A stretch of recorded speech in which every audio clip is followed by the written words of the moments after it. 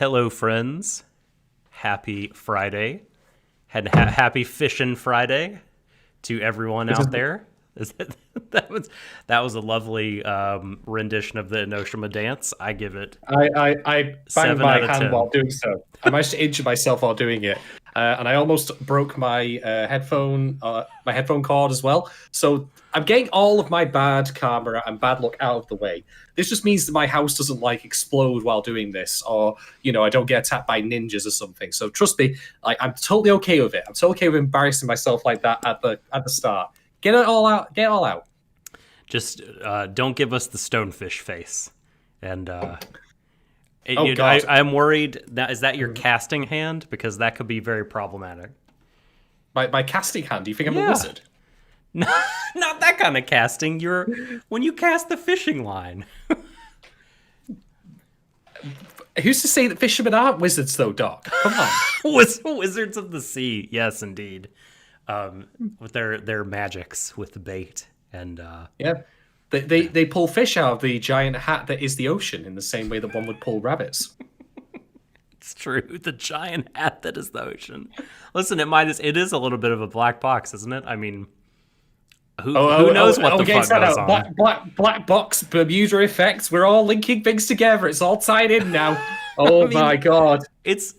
I heard that we know more about the moon than we do about the ocean in terms of, and that may be because there's just a lot more of the ocean, but I found that a wild kind of statistic, because we've had access to the ocean for a long time and it's still mysterious and cool.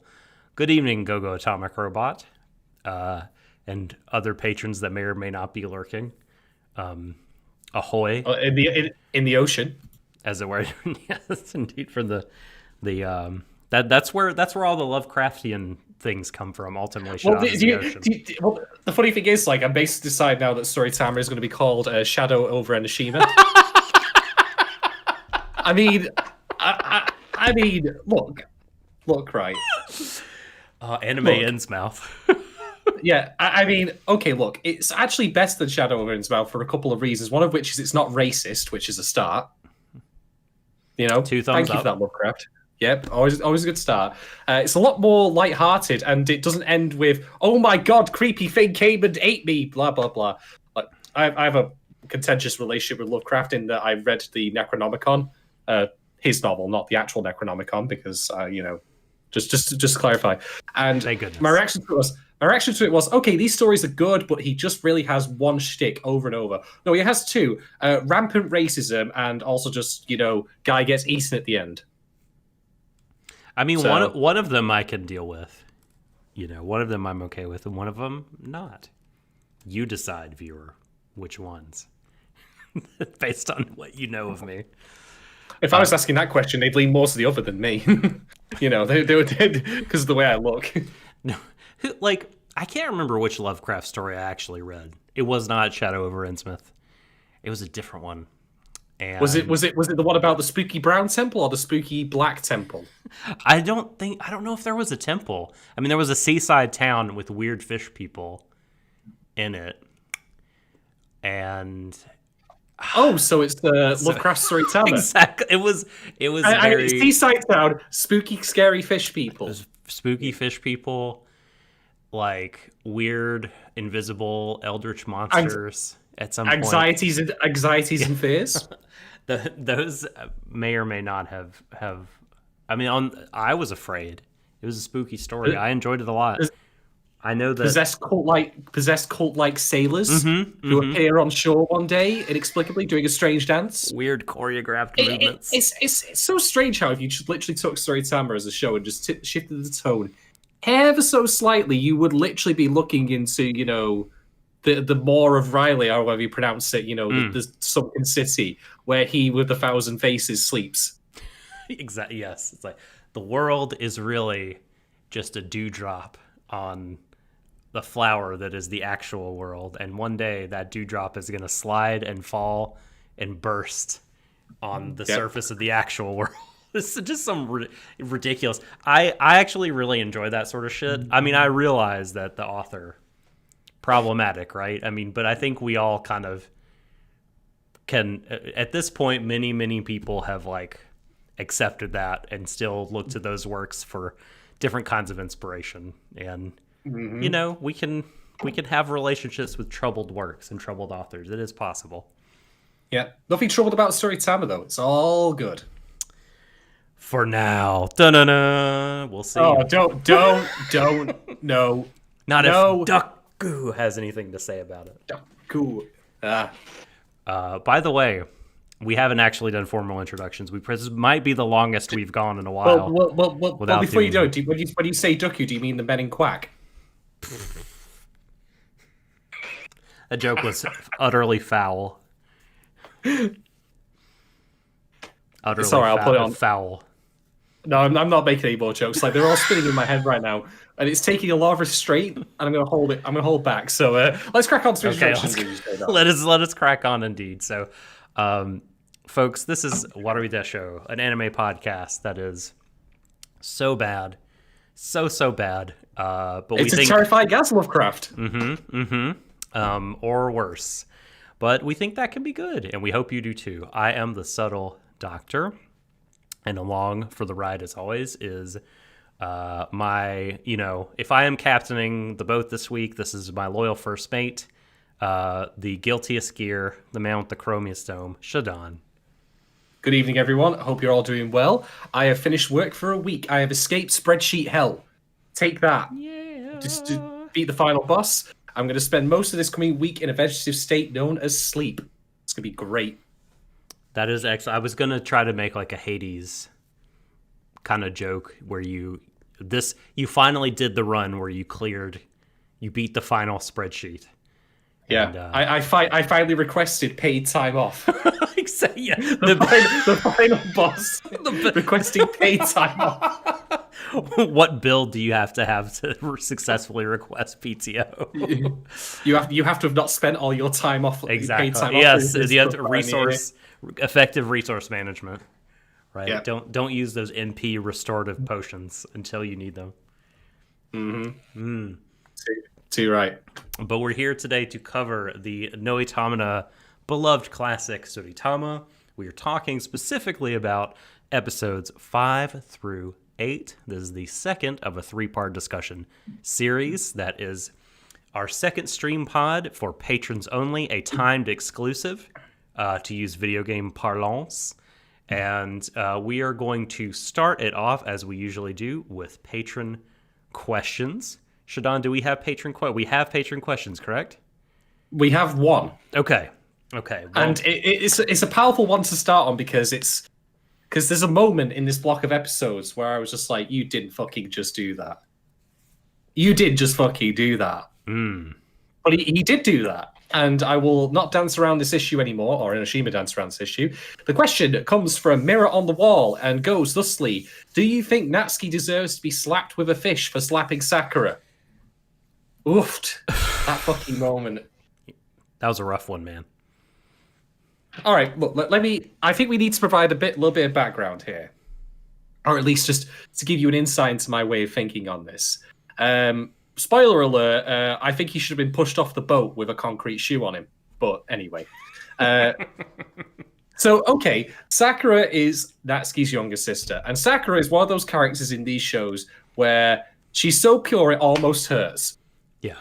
She just wants a happy family. She spends all her time, in the preparation for Natsuki's birthday, prepping, these individual, little wristbands, with the favorite colors of all the family members, including their unfortunately deceased mum.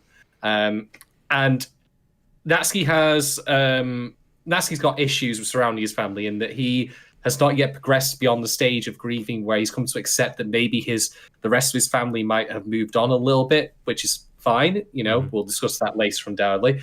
And so he ends up having a fight with his dad on the boat when they go out for a fishing trip for his birthday. And Sakura pipes and says, You're being a dickweed. Please stop this. No, that's not her words, of course. She's too nice to use that kind of language.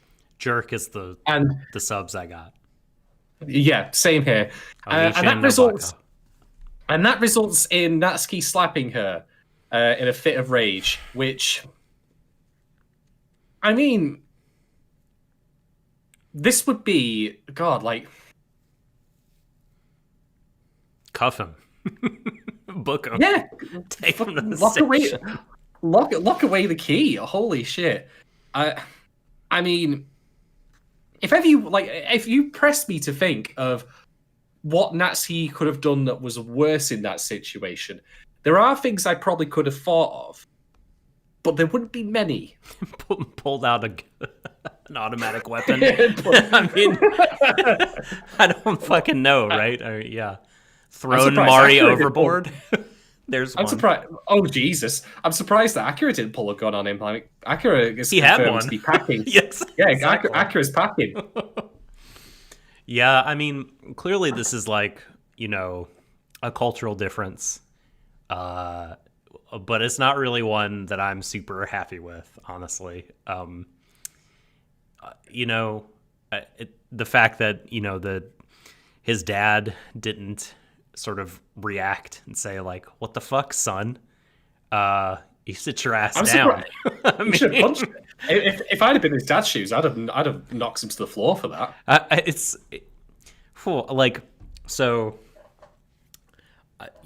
No shade on any parents who do things differently. No, me on parents who do anything differently. Exactly. No you on parents. Stay off the parents.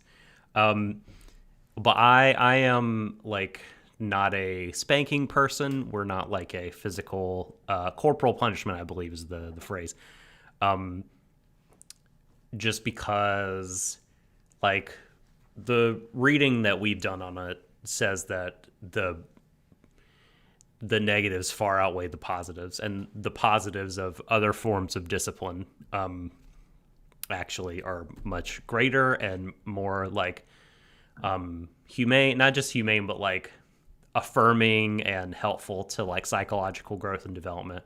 There's a really good book that we read called Discipline Without Distress, if there are any parents out there that want to look into this approach.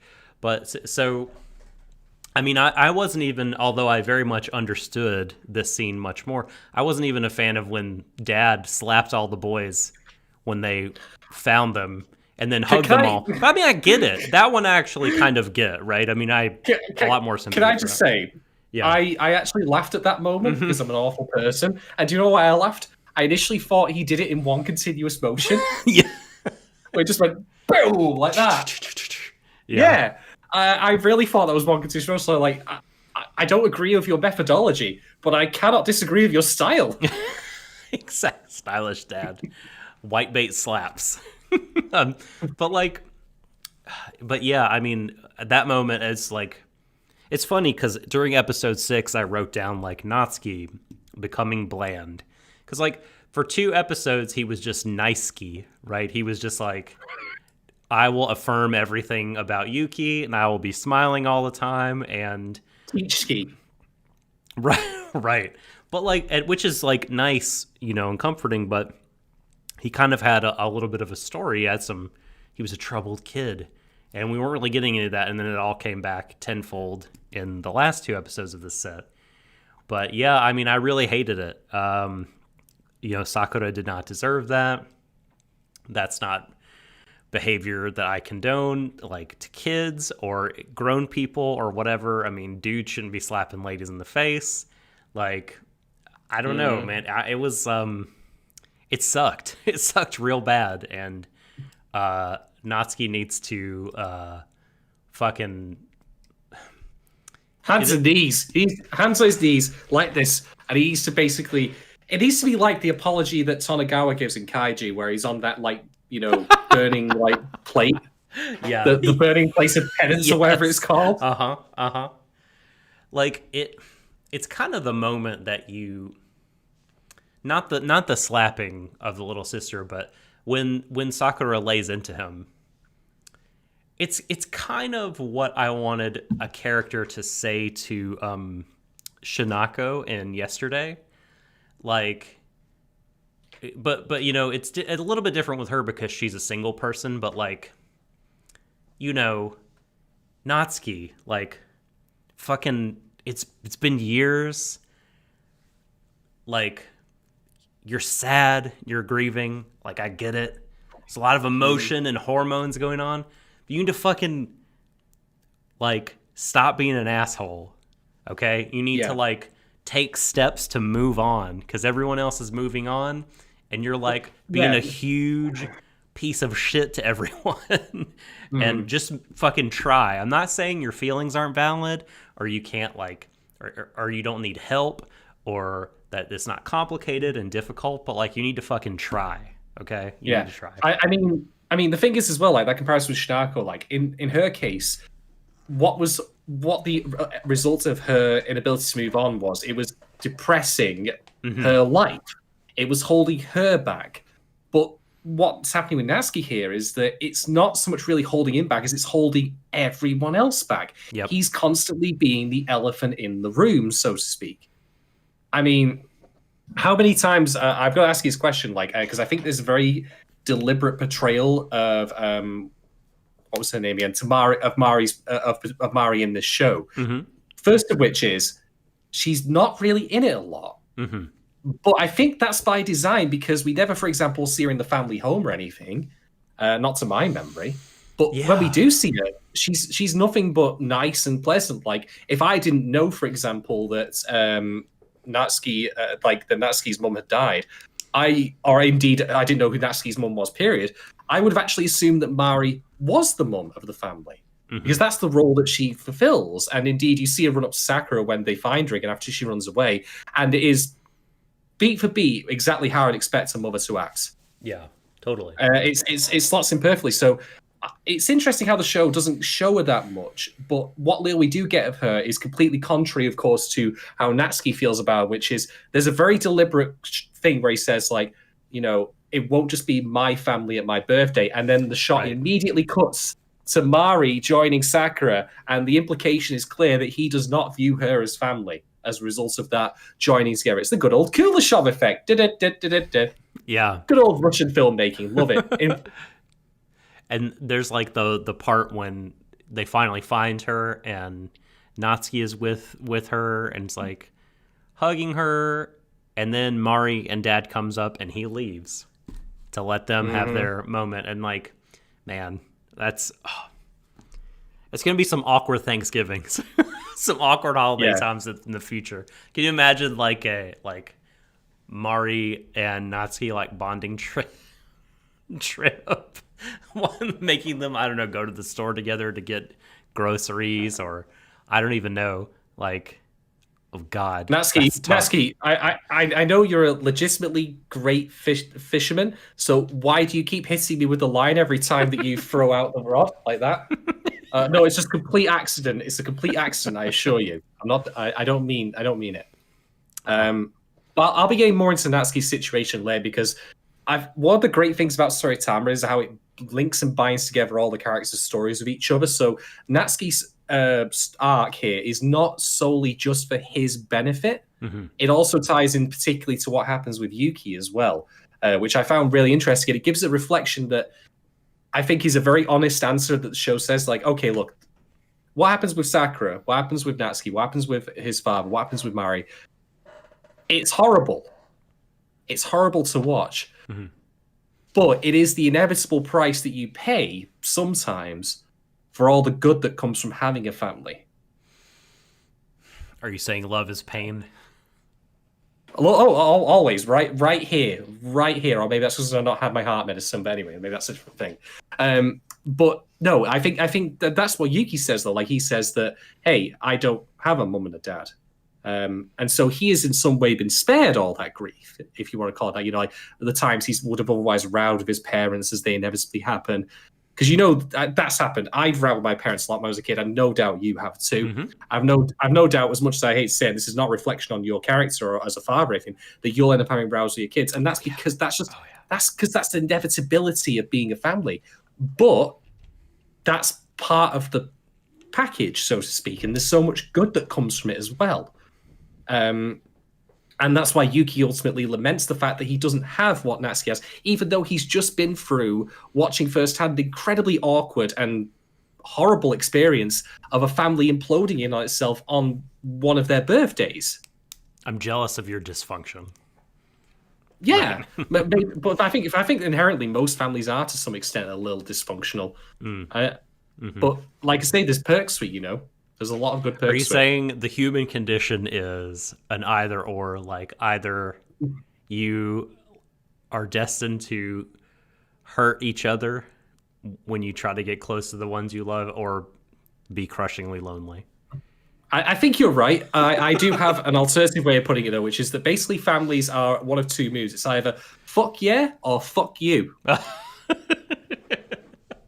Yeah, I mean, it's that. I think that's right. I mean, whether your family is like found or birth, you know. I mean, and it's we see Yuki. You know, he's kind of found his place in the world finally.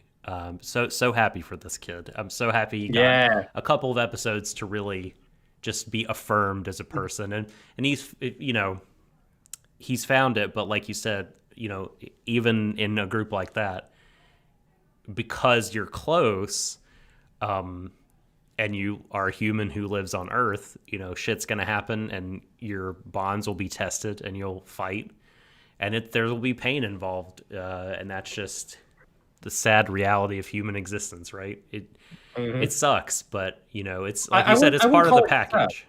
Yeah, I wouldn't call it sad. I'd call it imperfects. I think that's the word I would personally use for it, because I think it's ultimately a net good. I mean, I'll be frank. Like for people who Yeah, listen I mean, to the good things podcast for a probably while, come out of it for sure. It's like a healthy thing about communicating, like fighting. yeah, You know, this is like studies, I guess, have been done. No, not I guess. I know studies have been done on this, like about couples. studies. Is this just his glasses there? Yeah. Yeah. Studies have been done. Yeah. It's true that like fighting is like this good thing. It means conflict is happening, which means a lot of the time, you know, you're kind of resolving conflict. Like if you're not fighting, more than likely shit's just festering, right? And you're not like resolving issues that you have, and coming to like a new good place from which you can stand together to move forward. Yeah, I 100% agree. I mean, just speaking personally from my own experience here, for people who might not have watched the podcast before checking out these particular episodes, because it's Tsuritama and people are quite fond of it, and maybe that could be very well an appeal for like listening to this first time. If you don't know my personal history, without getting too much detail, my family is, how do I put this politely? It's a mess. I don't have any contact, for example, with my mother anymore. I haven't had for a couple of years. And resultantly, it's because of that, I don't have any contact with anyone on her side of the family either. Which basically leaves my regular side of my dad's side of my family, which is me, my two sisters, my grandmother, an uncle who I rarely see. But that's fine. That's just how it is. And that's kind of it. I mean, we have extended family in Canada and stuff like that, but I wouldn't argue they, strictly speaking, count. I had no idea. Yeah, Some Canucks in your family.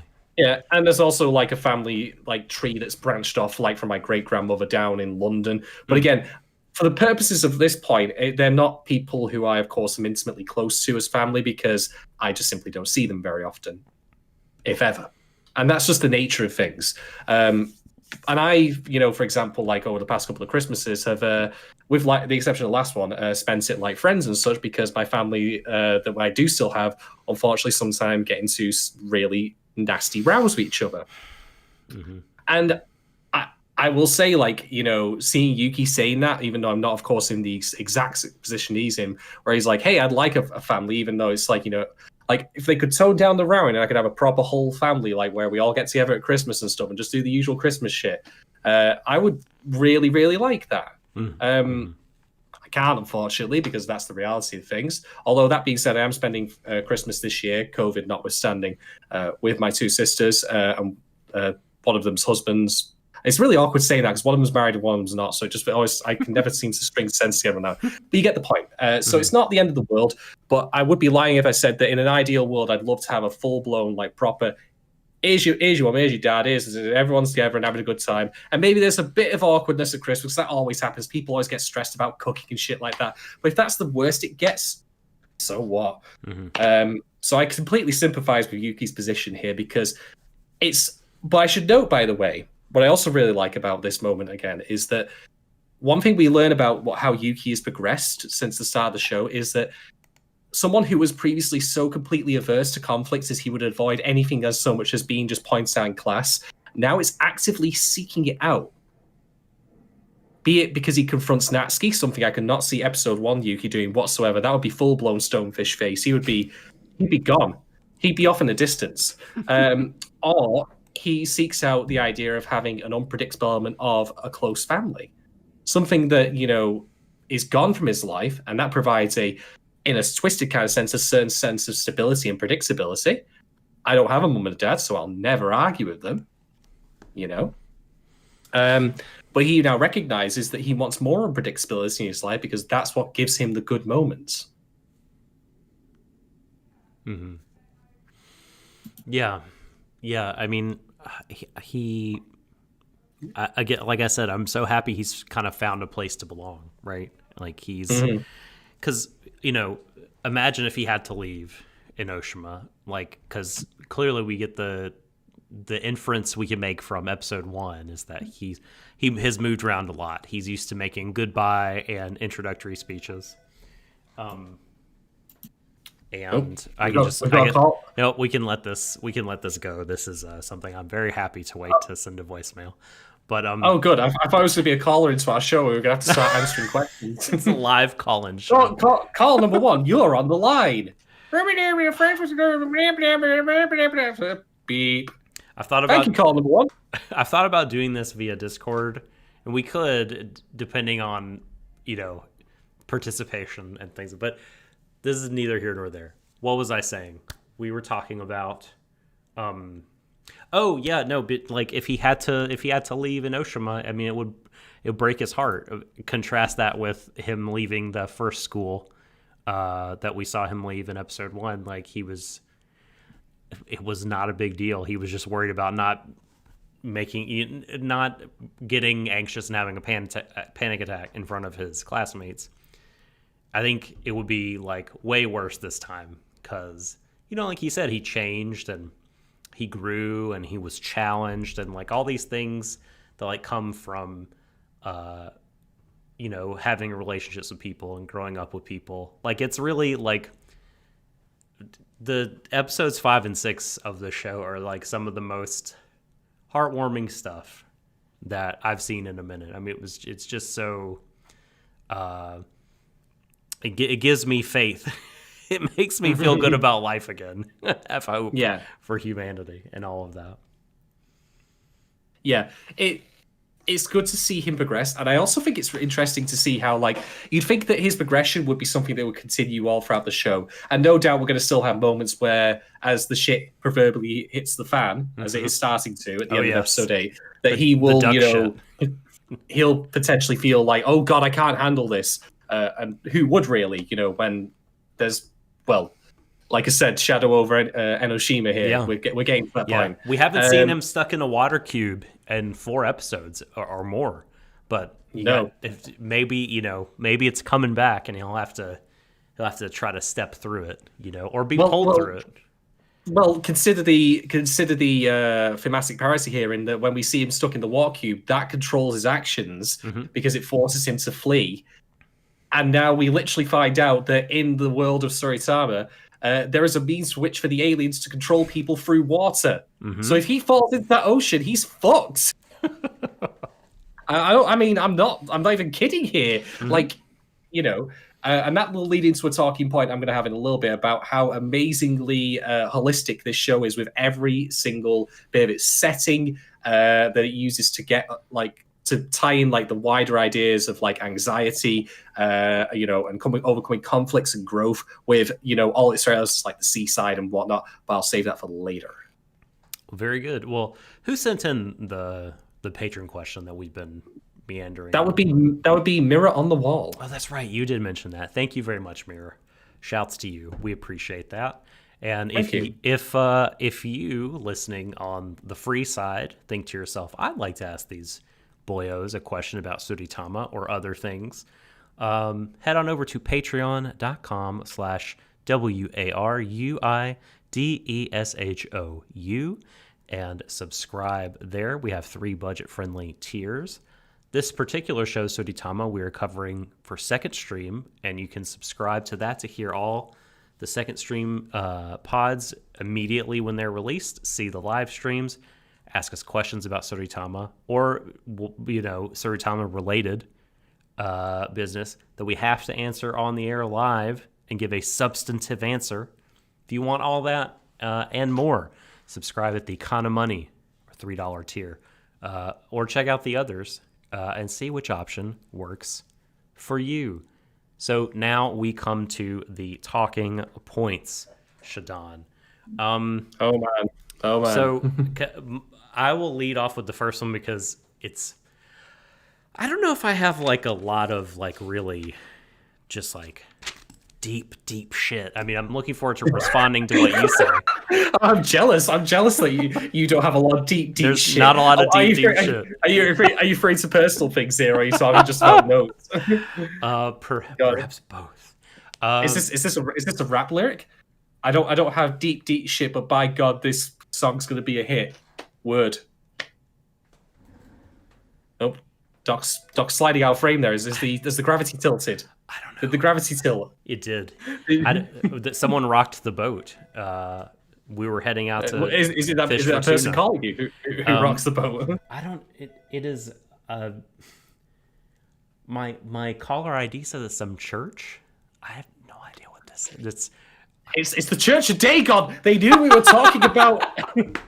They knew we were talking about Shadow Windsmith and fucking Lovecraft. And they're like, excuse me, sir, we'll have you know that you're not casting the Church of Dagon in the fairest light. You know, we offer salvation to... Please stop slandering the underwater fish people. I'm sorry. I'm sorry, Kate. I don't know what's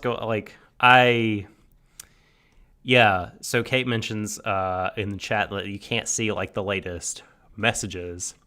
I don't really know what's up with that because I have tried to fiddle with it before. Like, stretching it just moves the font. And it's not to do with me scrolling or anything like that. I'm not exactly sure. Like, maybe it's something I need to tweak in the CSS for this, but that's not something, unfortunately, I can do while we're on stream, not because of any technical reason, but only because I'm really bad at multitasking. So, like, if I tried to do it, I would just be like unresponsive. It'd be like Doc trying to drive a car, but he's also trying to tighten the bolts on the tire by leaning out the window like this. Yeah. There aren't that many messages in there anyway, so anything important we'll of course recite. So we will. Yeah. No, I see the messages. I've got them open. And if you want them for posterity, I know. Well, it's only on GoGo. It's only when we've been doing the YouTube only streams because I've been using a different integration than Restream since we're not piping the streams that you guys get, the patrons, through Restream anymore because of various technical issues that I've found it difficult to overcome. Now I'm using a different integration for this. Like I said, I'll fiddle around with the CSS on it and see if I can get it to work. Hit it with a wrench. That works in my experience. Yeah, and it's not like a delay. It's not like a timed delay. It's more like, like if you want to see your message, it can't be like it doesn't show the last two things that were typed, so you have to bump it or something like that, or wait until other people type messages. Again, it's not the greatest, and I have noticed it. I'm just like lazy, so I didn't do anything about it the last couple of times. But before we do Rakugo, well, Rakugo will be different. I don't think we'll be able to do a live stream for Rakugo, but before we do Tsuritama again, I will take a look at it for sure. That's right. If you the more you type, the more it will move it up. Kathy. Move it on up. So for everyone else, maybe who's just listening by audio, that was a very, that was a boring couple of minutes where I talked about YouTube technical bullshit and chat widgets and all this other gobbledygook. At least YouTube. at least YouTube did decide, to put adverts on the channels which aren't partnered, so that way they don't see a shred of money, but the adverts still. Oh, right, they did that, didn't they?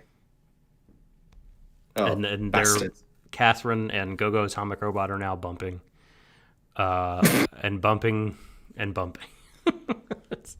but yeah, no, I guess like to now that I brought it up, yeah, Rakugo won't be alive just because next week is American Thanksgiving, and so the days we usually record, like, I won't be around my streaming setup, and so we'll have to record something, like at a weird time, and it'll be like a podcast. So Shadon did die, and I've resurrected him with Lovecraftian magic, though. I've always been Off dead. screen. Are you the astronaut pointing a gun at Gogo Atomic Robot? No, I wouldn't do that to her. She'd be the ones that you've always been dead, and it'd just be my face like in massive frame as the planet.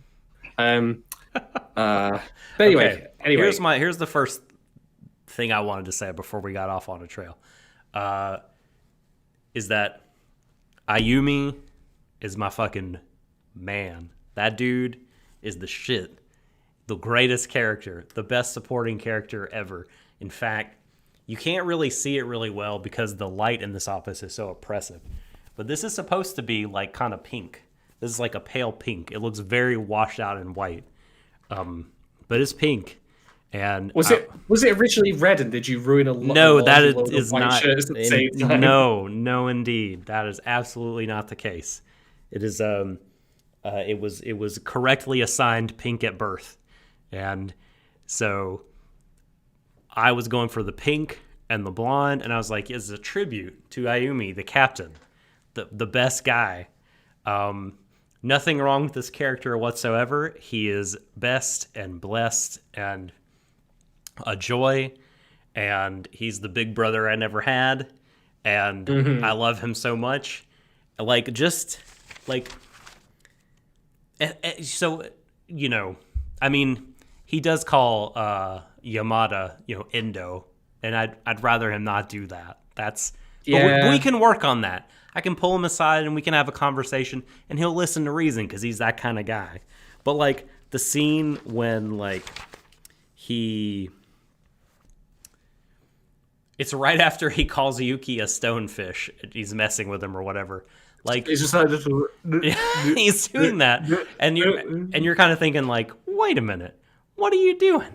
But like, he's so great because like he diffuses this situation that could have gone really sour with when Yuki broke the net trying to help a customer get his fish out of the water, and the guy's like, kid, you little bastard, what are you doing? You fucked it all up.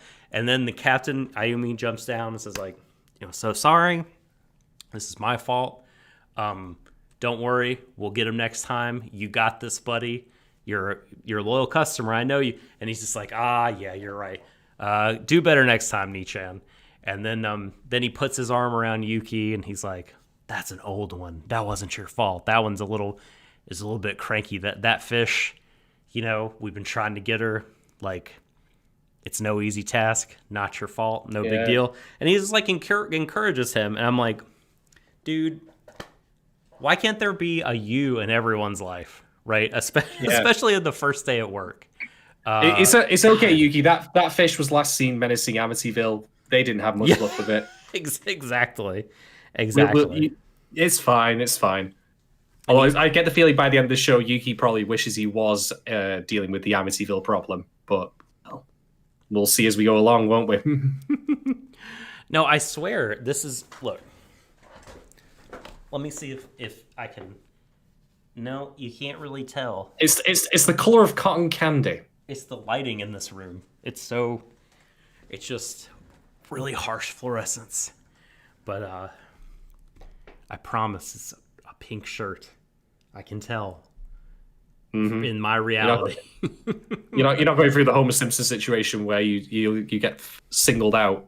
He's wearing a pink shirt, Smithers. Who is that man? Anyway. But yeah, Ayumi rules, and I will hear nothing to the contrary. No, he is great. Um, he's emblematic of all the characters in Tsuritama, where none of them are as bad as Yuki might initially feel, because again, he's anxious, he's worried about failure, he's worried about messing up. He's going to assume by default everyone thinks he's going to catastrophize. Yeah, like by default, everyone hates me, and so I have to like work really, really hard to even get to neutral. Like, yeah, that I totally like empathize and feel like I can identify with that mindset for sure. My younger self totally could. But sorry, I interrupted you. Go ahead. No, you're right. It spooks me as well. Still, like, it's a very human and relatable thing.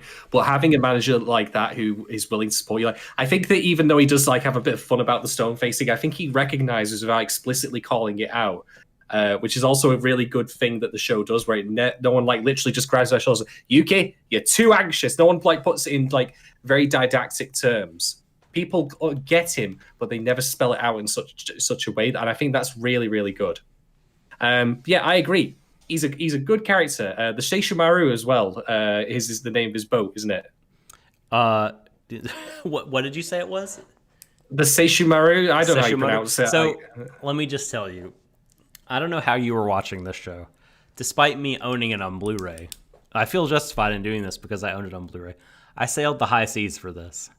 Did you as well? No, I got it on DVD. And okay, so you purchased it. My PS4. Okay. So, like, you were watching the official sub, so there might be some differences. Do you know? The boat, the boat in the subs that I was watching on was called the Cape Puberty. I kid you not, the Cape Puberty. And I don't know if this was like some kind of transliteration of Sesshomaru or something like that, but yeah.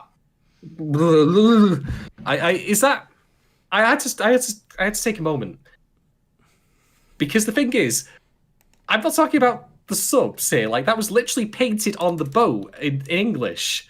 Oh, it was. So what was painted on the boat in the ones that I saw were characters, were like kanji, and then they got a little translation.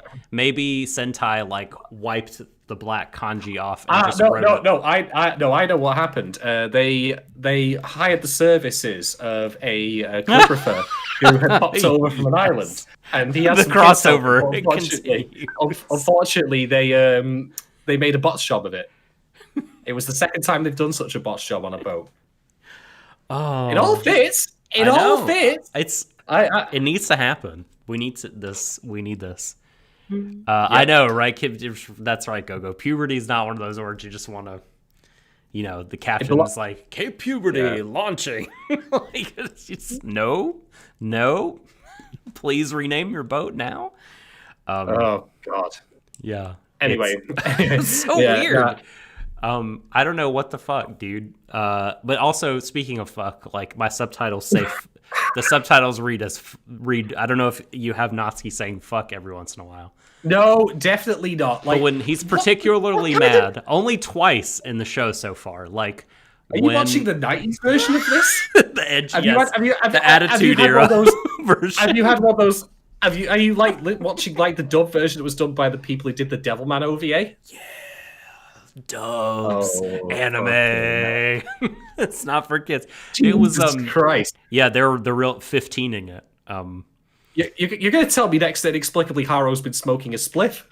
Like, that Not definitely yet. didn't happen. Not yet. By the way, are you familiar with the word 15ing?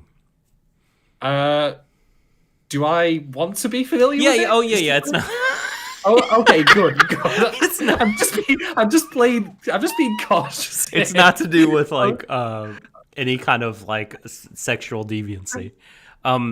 It's the phenomenon of.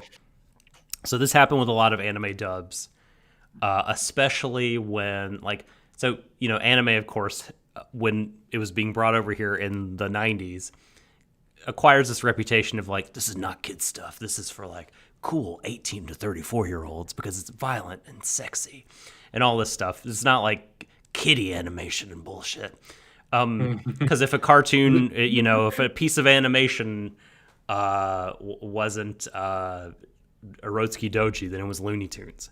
Well, can I ask, was your dub or sub of Tsuritama done by the US Manga Corps then? Yeah, exactly. You're right. That's the Central Part Media. No, it's so this thing they did called 15ing was they added a lot of swearing to the subtitles so they could bump up the content rating because otherwise a show might not be violent enough to warrant. They would be like, oh man, if this anime has like rated 7 and up on it, people are gonna think it's kiddie shit.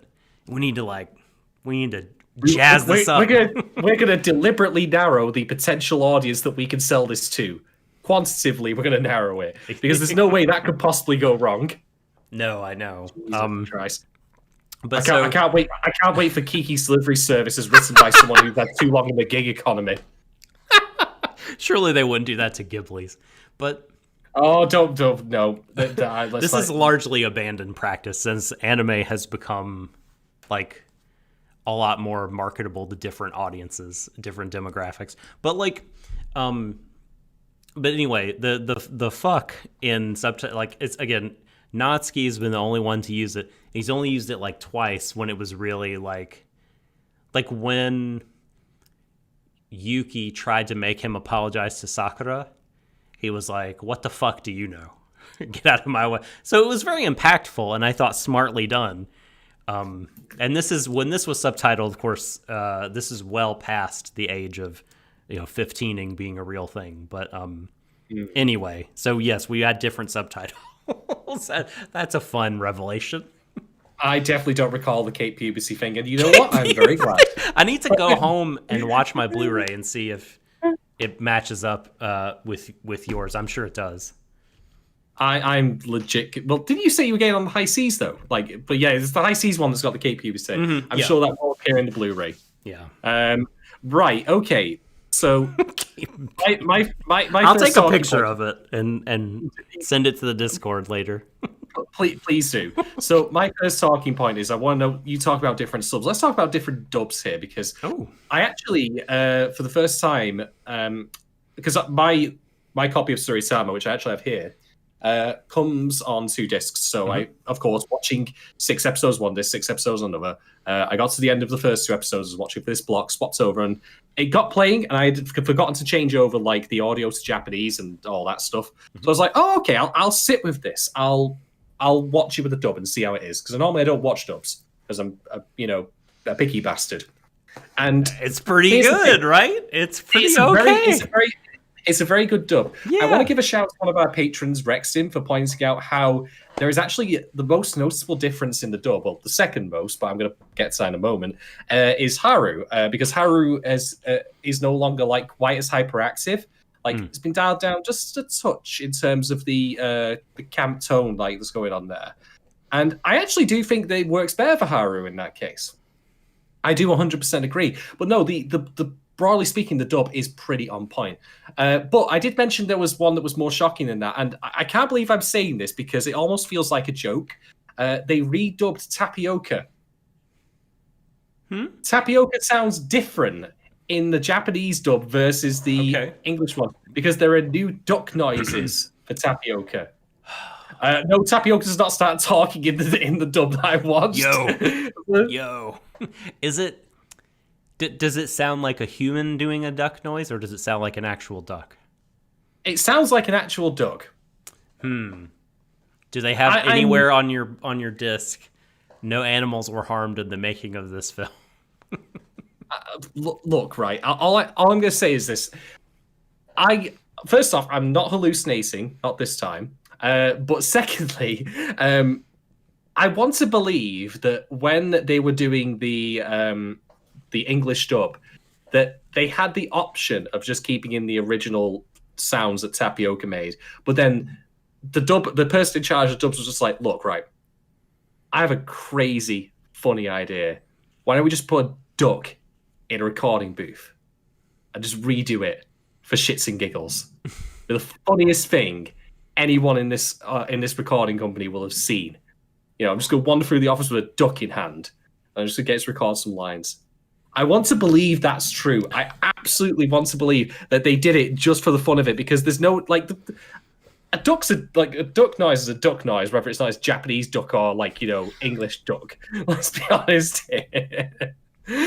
So I'm not really all that fussed about it. Our ducks will have the wrong accent. You just can't do it. It's a no-go. Yeah. Well, I mean, it could have been worse. Like, Akira could have said something like, "It looks like Haru the alien is getting away," and then Tapioca just goes, "Crikey!" Okay, a regular Yangus from Dragon Quest VIII, huh? just start speaking like a ye olde gentleman. Mm-hmm. Quite right, Skipper. Just cool, blimey. So cool, blimey. Yeah. Have at him. Bang him out. No, that's not ye olde. That's scum. But anyway, no, I just wanted to bring that up because I found it very funny when I watched the one with the dub. But the dub generally is very high quality. So that's definitely a point in the show's favor. Yeah, I mean, I might have mentioned this before, but Rexon is the one who, like, sort of... Tsuritama was a show I had seen and really liked, but he, like, with his sort of praise of the dub and, I mean, I'd already known him and we'd had conversations. It's like, this is smart. It's a smart kid, this Rexton. I appreciate his opinions and I take them seriously. And so he was like, yo, the Tsuritama dub. Because I guess I was talking about how much I dislike dubbed or something. And he was like, you really need to check it out. And it's like, okay, I'll buy it. I love the show. I might as well own it. So like, if not for that conversation, I might not own the disc. And, I'd be sad because it's now out of print. Because we live in a fallen world, an unjust society. And no one, you can't purchase the Blu-ray for a reasonable price anymore. Nope. But I at least got this reasonably cheaply. There we go. So Mira, who's joined us, has filled in. In the dub, Akira's voice actor also does the duck noises to Tapioca, which is the best fucking thing. That's good. That makes me so happy. That is good. I'm so glad. That means that literally, whenever Tapioca and Akira are talking, like he's literally talking to himself. Which is just great. I'm so glad. That there was actually some... I wanted it to be something daft, but still fun. And it was. So thank you for that, Mira. That's amazing. By the way, in case you're curious, like, Tapioca is, of course, featured on the cover of my copy. Right there. I don't know if you can see because of this reflection. Because of the light. There you go. So they know Tapioca's the true fifth character. They do. So they do. It's a 5 that you can't complete the group without Tapioca.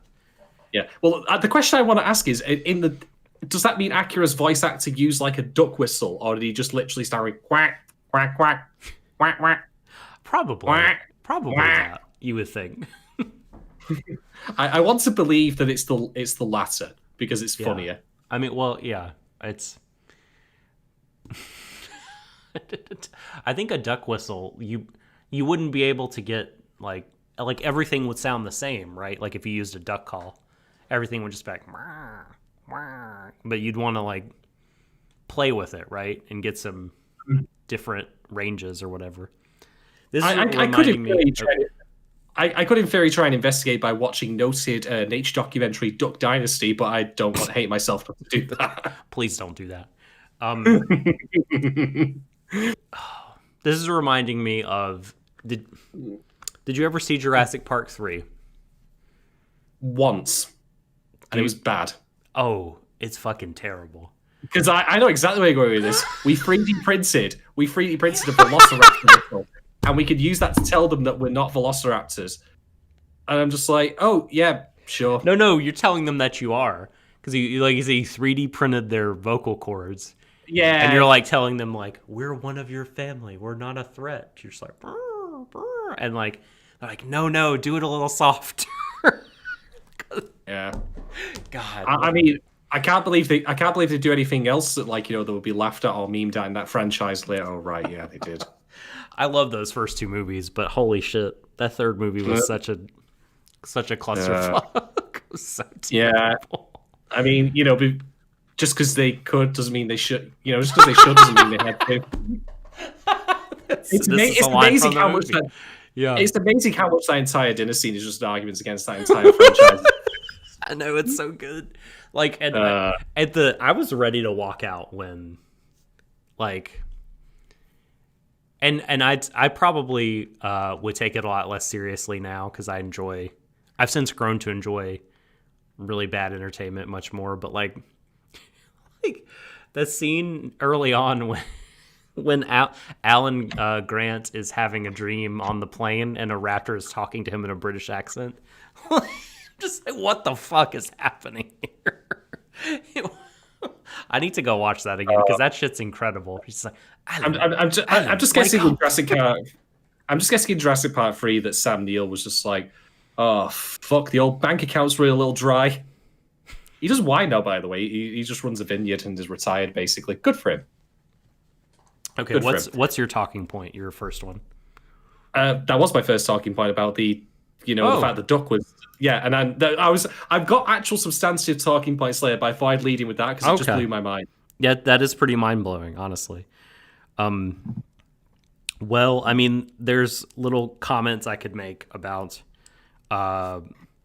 Natsuki. I feel like Natsuki captured the Persona 5 fashion during the set of episodes when he was like got his little poker visor and shit.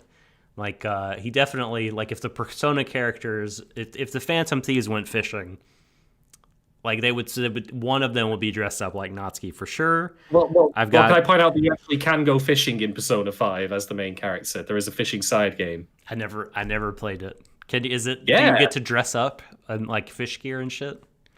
No, but I think after his haircut, Natsuki looks a bit too close to the Persona 5 protagonist, actually. So especially he's wearing the white shirt, so it all fits. So I'm glad. It's like I've said before. I'm glad to see that character's design is still game work. Exactly. And that's not the only video game thing I thought of. So I thought of, have you ever played Xenogears? No. Okay, you should definitely. That's a great video game, unequivocally. Don't listen to people that say bad things about it. You can't trust those cops. But there's a character who's the captain of a big giant ship. He's a walrus man, and he's always talking about being a true man of the sea. And yet another favorable, glorious trait of Ayumi, because he wants to make Yuki a man of the sea, and it just made me... Anything that makes me think of Xenogears, I consider a net positive. Yeah. And then a small other point for episode 5 was, they spend a lot of time in this show just kind of catching fish and talking about how to,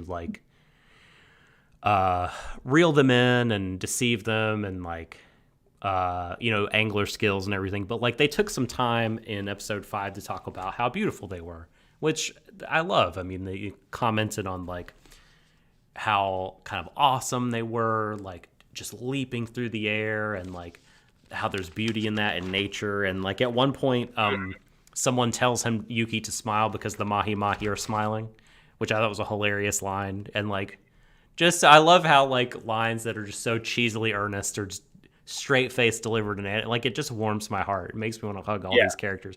But yeah, I mean, I think they do a nice job. Despite the water, not really looking anything like water, it's still, they managed to convey hey, the ocean is this cool kind of mysterious place, and there's but it's not we're joking about the Lovecraft. It's not a scary place, really. It's full of a lot of beauty and really just amazing creatures that I guess it's sort of sad in a way that they have to catch them and eat them to really grow to appreciate them as living beings. But I know they don't eat them all. I'm going to pretend in my headcanon that they throw most of them back when they're just fucking around after school catching fish. But but then again, you get to see Yuki just clean slice of tuna down the middle. There was no unbelievable. I expected it's totally you'd expect him to be squeamish. You know what I mean? I've never done this before. How do I? And he's just chunk, whoosh, clean cut. He's got the taste of blood now. That's it. So and him and Natsuki are high-fiving each other at the barbecue and shit. I'm man, you've come a long way. You really have. I'm proud of you, Yuki. I'm proud of you. Come here, son. Get over here. Keiko's like, having eating the tuna that's been cooked and she really likes it. And then from a distance, that tuna's husband and son are watching. And they're like, what are they doing to mommy? I'm like, no, don't look, don't look, don't look. Right. Yes. Oh, God. All right. I'll now do my next talking point, and I'll go into a big one here. So I want to talk about how basically this show uses what I'm going to call the whole buffalo with its setting for marrying it to its themes and ideas. So I firstly want to talk about episode 5 with this, which is Yuki's progression that happens over the course of these episodes. Like, he starts off in a classroom, and then eventually he's now working a full or a part-time job. And he has hurdles he has to overcome even in that job. But he does. He gets there. But what I like about this is how there's unstated extra caveats to these new scenarios that he's in. For one, every time that he had these anxiety attacks in the class, he ran away. But to not put it too mildly, you're on a boat this time. Yep. There is no escape. So the challenge is increasing now for him. Plus also the added pressure of being in a workplace. Mm-hmm. So again, they're making good use of the setting that they have here, where this is the situation he's in that makes perfect sense for it to being based on the story we're telling. Mm-hmm. But it's a natural extension and progression of his character and the challenges he faces in not overcoming, I suppose, but managing his anxiety. Mm-hmm. But then think further than that. You've got the ocean, and the ocean itself is a big, scary, unknown place. Of course, it makes sense for this entire idea of the show's look at him tackling his anxiety to be set around the ocean, because it's the unknown. You yourself, Doc, and I too, we've both suffered heavily from anxiety in our lives. And I think it's reasonable to say that anxiety is a fear of a loss of control or a loss of predictability in your life. When you fear that there will be consequences that, will be devastating, that you have no way of stopping. And what can be more devastating than I'm going to go out into the ocean and anything could go wrong, and that's the end of everything. And this also then ties in as well wonderfully. It's what's worse for Yuki than I could drown and die. These people could laugh at me. These other dudes on the boat, or these ladies could be annoyed with me or whatever. Well, that's why they show him drowning in water. Again, it all marries together. The whole buffalo, but it goes further. The whole tuna. The whole tuna, yeah, every single bit of the fatty tuna. But it goes further than that, because we've now been introduced to the show's villain, I suppose, although we don't really know much about them. Yeah, I don't even think we get their name, but we know now why Haru and Coco are there, what they're ultimately trying to do, and what the stakes are. Which, by the way, thank you for pointing the stakes out. Tuna and stakes. Making it clear that this is not the Jesus Christ. But thank you to the show for making the stakes clear now. I understand pretty clearly now what's going to happen here, which is, total world mind control. Oh God. Oh dear. It's going to be pretty bad. And the thing is, though, if you think about it, it's actually the perfect kind of villainous outcome that the villains want to contrast with Yuki's original problem. Because his problem is anxiety and a fear of a lack of control. Oh, that's really good. A lack of predictability about what's to happen. And ultimately, he's now going to be fighting against a force that seeks to make everything completely predictable, because it's going to control all life on Earth. Yeah. Which I think is kind of genius. That's kind of smart, again, right? Yeah, very clever. The whole buffalo, is being used here, and it's great. The villain, simply doing the mind control thing on its own would be an interesting high stakes thing all together. And it also ties into what happens with Haru, funnily enough, which we'll get to in a bit. But yeah, it makes perfect sense as a contrast to what Yuki's ultimate goal is, which is he wants to manage his own anxiety. He wants to allow his life to have that unpredictability that brings with it all the wonderful, joyous things of spontaneous interaction with other people. And in order to do so, he has to prevent a thing from happening that, in theory, would give him ultimate peace, but it would give him no joy either. Yeah.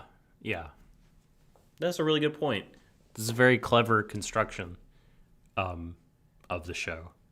And I've never really thought to characterize my anxiety as the fear of a loss of control, but I guess that's right in a manner of speaking. I don't think that that's incorrect. That's not a fundamental misunderstanding of how I'd be feeling. So I think That's quite good. I think well spotted for you. Now you just got to cast your line out there. And Yeah. Well, yeah. when I say about loss of control, though, like that's what Yuki's flight or flight response does. It gives him a semblance of control back by taking him out of that situation. It meshes perfectly. Totally.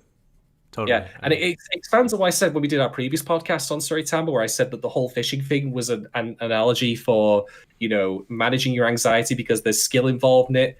You have to play with it a little bit and all that kind of thing. It all, again, whole buffalo. So I really, really appreciate the show's construction because nothing's wasted here. Yeah, and you have to build on that point a little bit. You have the kind of transition from episodes 5 and 6 in which Yuki is being supported and encouraged and led every step of the way by people who really care about him, and they're kind of actively holding his hand and teaching him to give him like all the appropriate skills to like stand on his own and overcome challenges in the future that like to be kind of giving him a toolbox to cope and prepare for situations that will arise, that where maybe they aren't there, right? Maybe they're not there to help him cope, or maybe they're not there to help him fish. Was it like an angler? An angler has to like have a strategy to deal with different situations, right? And and I like that. I mean, it's like it's the dumb like, give a man a fish and you've given him dinner, and like teach a man to fish. You know what I mean? But they've 100% right. It's not even wrong there. But they've taught him to fish, and like, and that's an important part of, I think, living with anxiety is like a support system is very important, but also developing a tackle box of different like different mechanisms to help you through all kinds of different situations.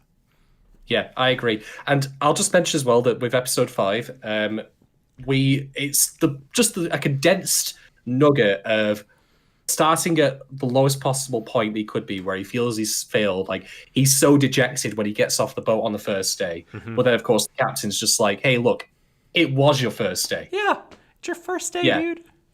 Yeah, you didn't, violently assault someone or anything. Like, you didn't push someone off the boat, Yeah. So there's that. But I want to note as well, like, how it progresses for him, because it's the thing that Yuki shows in this episode, which is great, is it's not just simply, I'm going to now properly, get the net and get the fish out.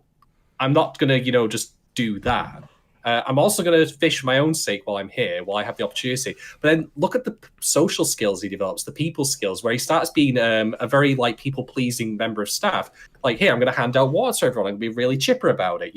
He's giving them, and this makes me sound like really business-like, he's giving them a good customer experience. Yeah. But the thing is, like, I don't see him otherwise having been able to do that previously. No. But he is. And then we transition to episode 6. And this is another great example of how you can use, like, the end of one episode and the transition to another to show past your time. It reminds me a little bit of Land of Lustrous, because you go from the end of one episode to the one where Foss now has, short hair and the gold arms. And you can see how time has passed and, like, how they've changed. And similarly here with Yuki, we get, firstly, a nice visual indicator that he has actually tanned, so you can see how long it's taken for that to happen. Yeah. By the way, I looked it up just to give you some perspective. All the equipment that he's doing, all this part-time work to try and afford his own set of fishing gear, which, by the way, I have it on understanding. Did you look up prices? Did you? Well, do that? no, okay. not prices, but I did do some just a couple of quick calculations. So first off, I want to note that apparently all the brands in the show are actual real brands. Okay, I can believe that. That's cool. I like that for the authenticity. You could argue it's product placement, but I'm also of the opinion that fishing is relatively niche, especially given the overlap between people who watch anime and people who fish is probably quite small. But it's not something I'd really call product placement such more as it's just authenticity. I mean, it's, again, we're not doing the McDenny's thing or anything like that, or the Pizza Hut. Yeah. These brands are so obscure that They Yeah. probably are like, please give us Yeah. publicity. Well, more than likely. But on top of that, when we come back in episode 6, we see Yuki, Haru, and Keiko. They're in the hospital for Keiko. They're having a chat with her. And the conversation that Yuki is having with Haru, where he is the dominant force in that conversation, like teasing him, bantering with him. And I'm just thinking, self, like, you are a complete. No, you're not a completely different person. But by God, the shell is gone. Yeah. Yeah. Discarded your shell. You have grown as a person, and I really really appreciate that contrast between the end of the previous episode and that one where we get to see him now taking charge. I think that's really really great.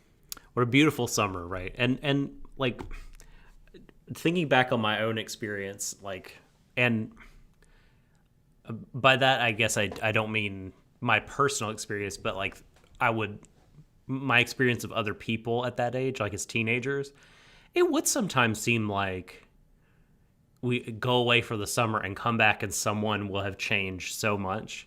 And I think, like, kids do a lot of growing and maturing really quickly sometimes in their teenage years. And so it doesn't strike me as particularly like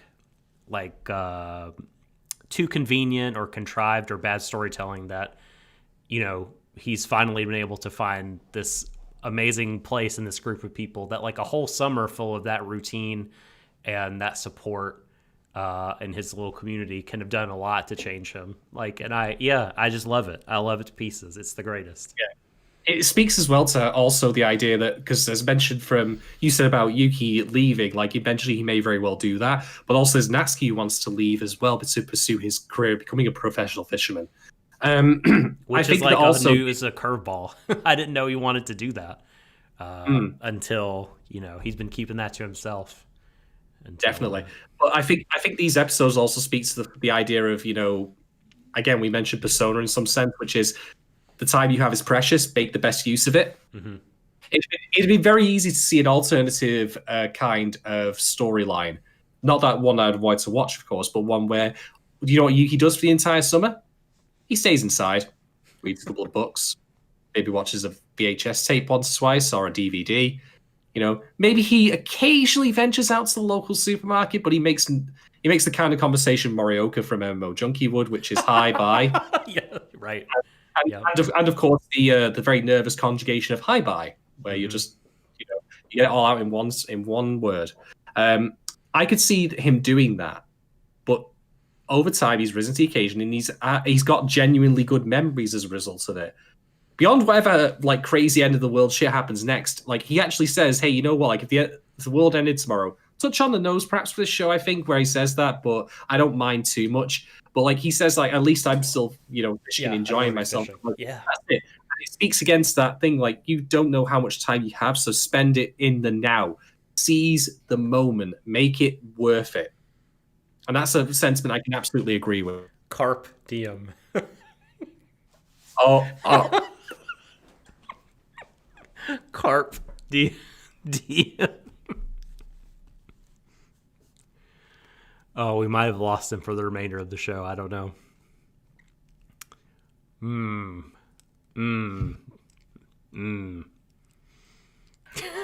Convulsing is happening on camera. Have you ever done something on a computer egg time? Maybe. It's been a while since I blue screened in my head, but I'm finally, I'm finally there. And also, incidentally, you've given me the title for this podcast episode when it put up on Patreon, so thank you for that. Just doing my job. That's great. Thanks, I guess. You know what killed me? What made me blue screen when watching this show is in episode 6 when we got a nice, delicious close-up shot of that, boss cat's balls. Oh God! Just right in front of the camera, just walking toward the duck tapioca. It's like, God, why? Oh my God. That was good. So one of the things that did really make me crack up, and I love that this joke hasn't died yet. I feel like running gags are underutilized in anime and should be more heavily leaned upon as a comedic trope. But like Mm-hmm. the the fact that like Haru knows everyone, but Yuki doesn't know that about him. He's like, Mm-hmm. because they seemingly spend all their time together, so how would he know everyone? And yet every time they meet a new person, it's like, oh, Haru, what's up? Or He's how's just that my thing? brother.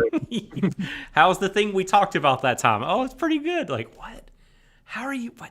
You know this guy too? Like, yeah, no, he's super cool. So there's that. And also, Coco manages to be everywhere. Like, why is she on an intimate family fishing trip? At no point was she invited or asked or whatever to go on the boat where they have that big family fight, and yet she's there. She's always I mean, it's one thing for her to be watching from the shadows as, you know, they're in like a public place just like hanging out by the docks. But yeah, like when they go for like a birthday party. How did she get there? Sakura comments on her outfit, and I'm like, Yeah. you're the only person who said anything about that? Mm-hmm. I mean, you know what? Exactly. Never mind. No one's noticing Never her. mind. It's so good. It makes I was like, is she just like, you know, invisible? But no, she's clearly there. It's really funny. I really like those running gags a lot. I did like Coco's interactions with Sakura, though, where they do this thing here. That was really cute. I quite like that. Oh yeah, the what did she say? Wrong way round. That's East Side. I think you were thinking of this one. Oh, Yeah, you were doing East Side. sorry. Easto, Oh god. the Eastern Butcher. Oh god. Also, don't forget Akira nearly died from a joke. So I know now exactly how he felt when you made the Carb Diem joke. What did he die from? Remind me. He nearly died from a joke. No, but when he what was looking the at joke? I can't recall the exact wording of it, but it's when he was looking at the like sacred fishing tackle in the shrine. When the guy says, "Oh yeah, there's been this demon around here that's like swallowed ships up and stuff like that." I don't remember. I don't remember the joke either. Yeah, but he just literally falls over like That dude, I want weakness. Erica's granddad is like hilarious and incredible looking. Like, He's reprising his role from Weathering with You, where you have him like talking about like the sky, the lady of the sky, or whatever her name was, like the Sunshine Girl, and then the reporter's like, "That's nonsense. This is all superstition." He's like, "Is it?" And then guess what? It turns out not to be oh, it's not. superstition. No. He's the mayor. He's the mayor of Enoshima.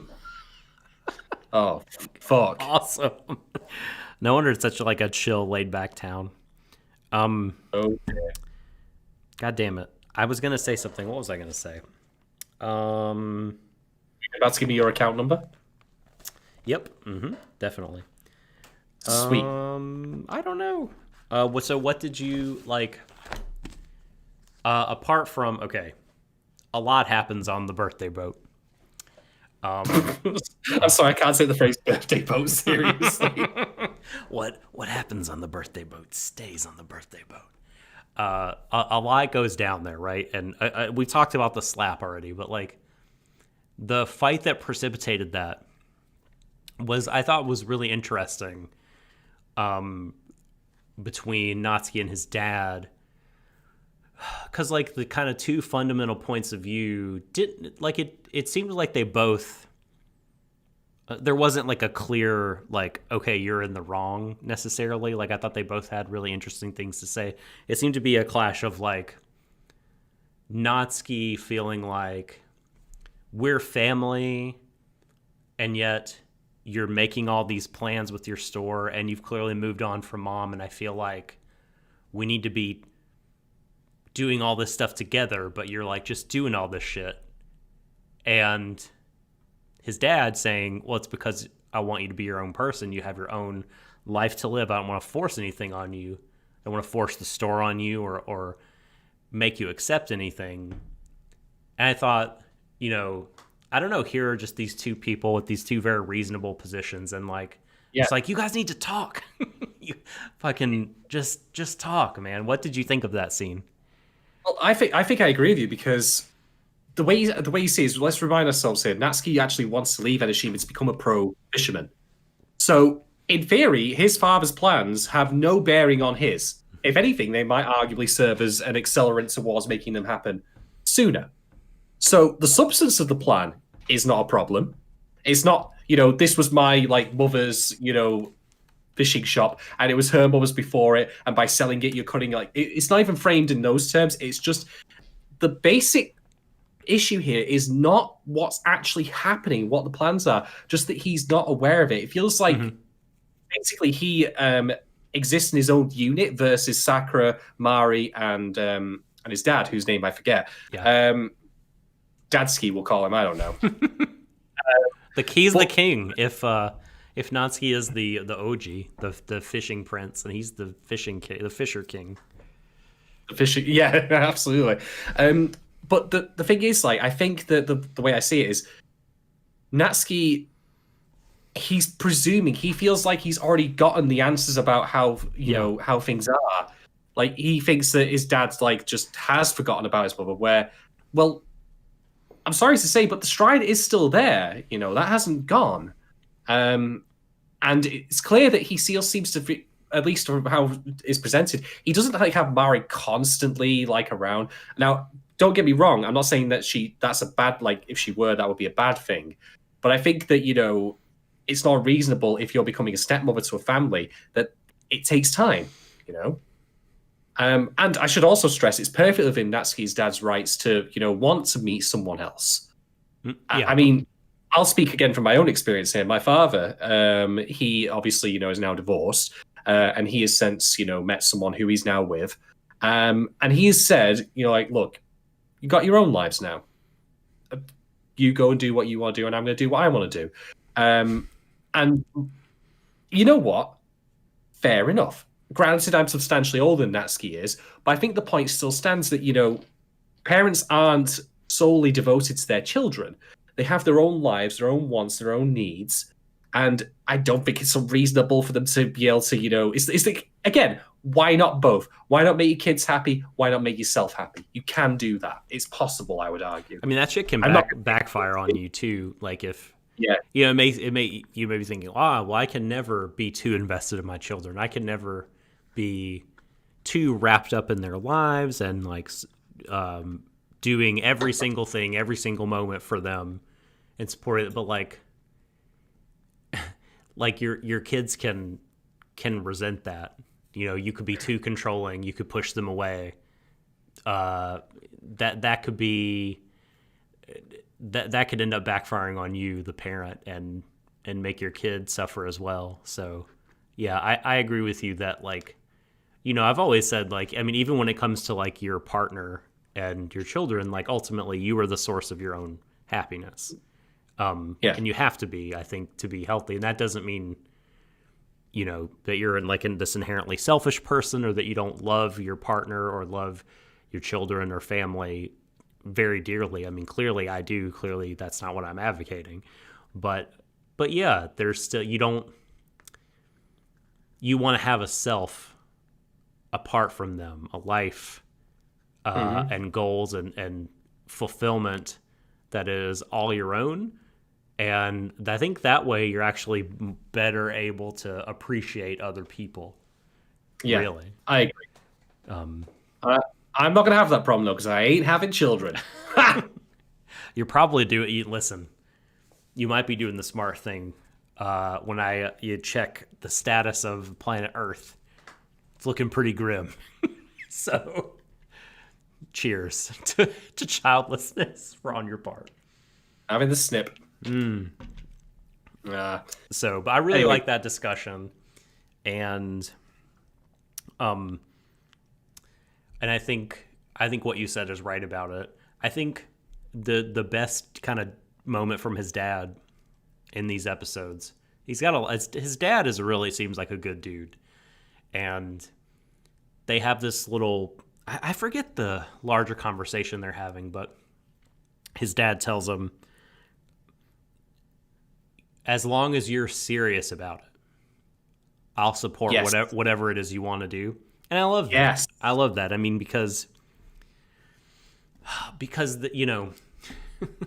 don't want to sound shitty here, especially after. By the way, I'm reading a book right now that has a lot of biographical information about TV mogul Ted Turner and Oh, his dad. So apparently Turner was for a little while when he was in college, he dropped out, but he was a classics major for a brief time. And his dad wrote him a letter that his dad was just like, "I've learned that you've decided to major in classics, and I just threw up in the car." Like, oh, just being a complete dick about, like, you know, hey, this is not practical. You just want to be a snobby asshole. What the fuck are you doing with your life? Um, and it's like, that is not the attitude, but by no stretch do I like condone this kind of parenting. This, like, pissing in your kids' cornflakes, rating on their parade, not yeah, supporting them in what they actually want to do. But also, I love that caveat. I love the clause, like, as long as you're serious about it, because, like, yes, you don't want your kid to, you don't want to support them kind of spending a long period of time kind of wasting their life away and dicking around and not really they're I mean, that's different from not knowing what you want to do or needing to take time to reflect and, like, needing to take time to figure out your shit and figure out who you are, or, like, have a down period or recover from something. All that's very reasonable, but, like, I feel like as a parent, I wouldn't be like, well, kid, you just do nothing and have no dreams, no goals. You can just, like, sit at home all the time forever and ever for no reason. Like, I feel like that would be probably not the best way to show your, like, love and support yeah. as a parent. Because you want them to, like, I don't want to, I'm not this, like, super, like, achiever dad where I'm like, because, all right, Parent, kids, are you? you have to, like, what's that? You're not a helicopter parent, No, are you? no, I'm not like, all right, every moment of your time has to be spent in, like, extracurricular activities and sports and, I don't know, karate class, or, like, studying. Like, my kids, The word is vicarious. It's how I live. yeah. Like, my kids are very much like, I mean, they have a lot of free time to kind of do their own pursuits, and that's how they've found things they're passionate about, is by exploring a lot of different things in their free time. And if they find something that they really care about, like, hell yeah. Like, I don't care that my daughter may not make a lot of money as an animator. She has been drawing, and now she's doing her own animations Ooh, for hey. years. They're very simple That's really things, cool. but she's doing it on. She's got this. She's using a couple different freeware programs to draw and to do custom animations through, like, she's got, like, this, it's not where she writes her own code, but it's kind of like a WYSIWYG code builder, and she Yeah. draws all the pictures and then tosses them into, and, like, drag and drop codes them, and, does her animations. And she's spent time doing this for, for years at this point. And I feel like, if she continues with this course, this will be what she wants to do. And I know she cares a lot about it. And so it means that much to her. I'm supporting her. Absolutely. Absolutely. Yeah. And Yeah. so I I'm not going to force yeah. her to go into something that she doesn't want to do. I 100% agree with your assessment of that caveat. And the funny thing is, that gives me a wonderful segue into my next talking point as well, if you're okay if we move on. Go for it. So here's the thing, right? I'm going to open this to a question to you. For a hobby, do you think it's a reasonable expectation that you have to invest a lot of money into it in order for it to be worthwhile? Now, when I say this, though, when I say a lot of money, that's going to obviously vary between the hobby in question. Yeah. But let's just say a lot of money, as in you want to make sure that the tools you have for the job, whatever it may be, are of a good standard. I mean, for example, this very hobby I'm doing right here, right now. Look at this bad boy. This is a Blue Yeti. The Yeti. The Yeti. This cost me somewhere in the region of £70 at the time I got it, because I do want to invest in this hobby. I also have a And Yeti. yeah, well, you know, like Doc, if I'm very glad you've got a yay, but you might want to reveal its existence live on podcast. Oh, right, that kind of yay. My Look, bad. it's even got a little boom arm. Ooh. That's gonna come sentient at some point and just whap you in the face. Yeah, I know. The reason I'm asking this question is because I think one of the things Tsuritama does is it's firstly shows that the acts of learning fishing is one, it's technically, as in skill, difficult. It's not something anyone can do. It's not just as we suggested in the previous podcast, you get the rod, you fling it in there, and then you just reel the fish in. No, there is an art form to it. There's a lot of minutiae to it and a lot of different techniques for different fish, things that I would have never considered. There is, of course, the discouraged jerking, or just jerking in general. What a great There's episode also- title. there's Discouraged also- jerking. There's also the amazing literal cod piece. That's not even a joke. For the tuna, which protects your rod. And I can't help but think to myself, like, whoever was writing that clearly knew. I'm sorry, but like, yeah, I'm sorry. Like, we made all the jokes in like the Discord and whatnot, of, like, you know, tugging on the wire. But I mean, look, all right. But the thing is, like, Tsuritama, like, there's that, but then there's also the fiscal element to it, by which I mean, Yuki has to save up like 100,000 yen for all of his equipment, which in current terms, based on the exchange rates today, bearing in mind this was recorded during, you know, the COVID hell year, so exchange rates bit up and down all over the shop, whatever. 100,000 yen was approximately 780 pounds from my memory for all of that equipment, which is a lot of money. the subtitles I read were in American dollars, and they had it at $1,250 for everything in the end after the discount. That's probably not too far off, to be honest. But It's yeah, a fucking lot of money. yeah, we are talking You could a get lot of 1.5 PlayStation 5s for them for that money. assuming they are stolen by Yodel or scalped by bots. I saw That's why more people should take up fishing, by the way, because you know your fishing gears will get scalped. Exactly. I saw the from Wario 64. There's like a bundle on QVC. I don't even know what comes with the bundle. I'm sure it's at least 2 games and some other shit. $900 US for this PlayStation 5 bundle. Holy Christ. Does it come with an elaborate pen in a little case? QVC. Does it come with like a pair of pearl earrings? Exactly. Yes. A knife collection, definitely. Yeah, but it's like, holy cow. But yeah, no, listen. Yuki pays a lot of dough for his fishing gear. Yeah, and similarly to that, like when I, in my spare time prior to the pandemic, played fighting games a lot, went to tournaments and such, and you'd see people paying a lot of money for fight sticks and such. So this is something I've seen firsthand. Now, I'm lazy. I use a DualShock 4, but that still is pricey because they are expensive. But the point being, though, is the question was, is it reasonable to expect if you want a hobby that you're seriously interested in, that you also put a similarly serious level of investment into it? I would say so, but I want to hear your thoughts on it. Oh yeah, I mean, I think it just depends on what your interest level is, right? I mean, and how, you know, if you want to be competitive, like there are certain hobbies that like are a little bit more gated off for like more affluent people.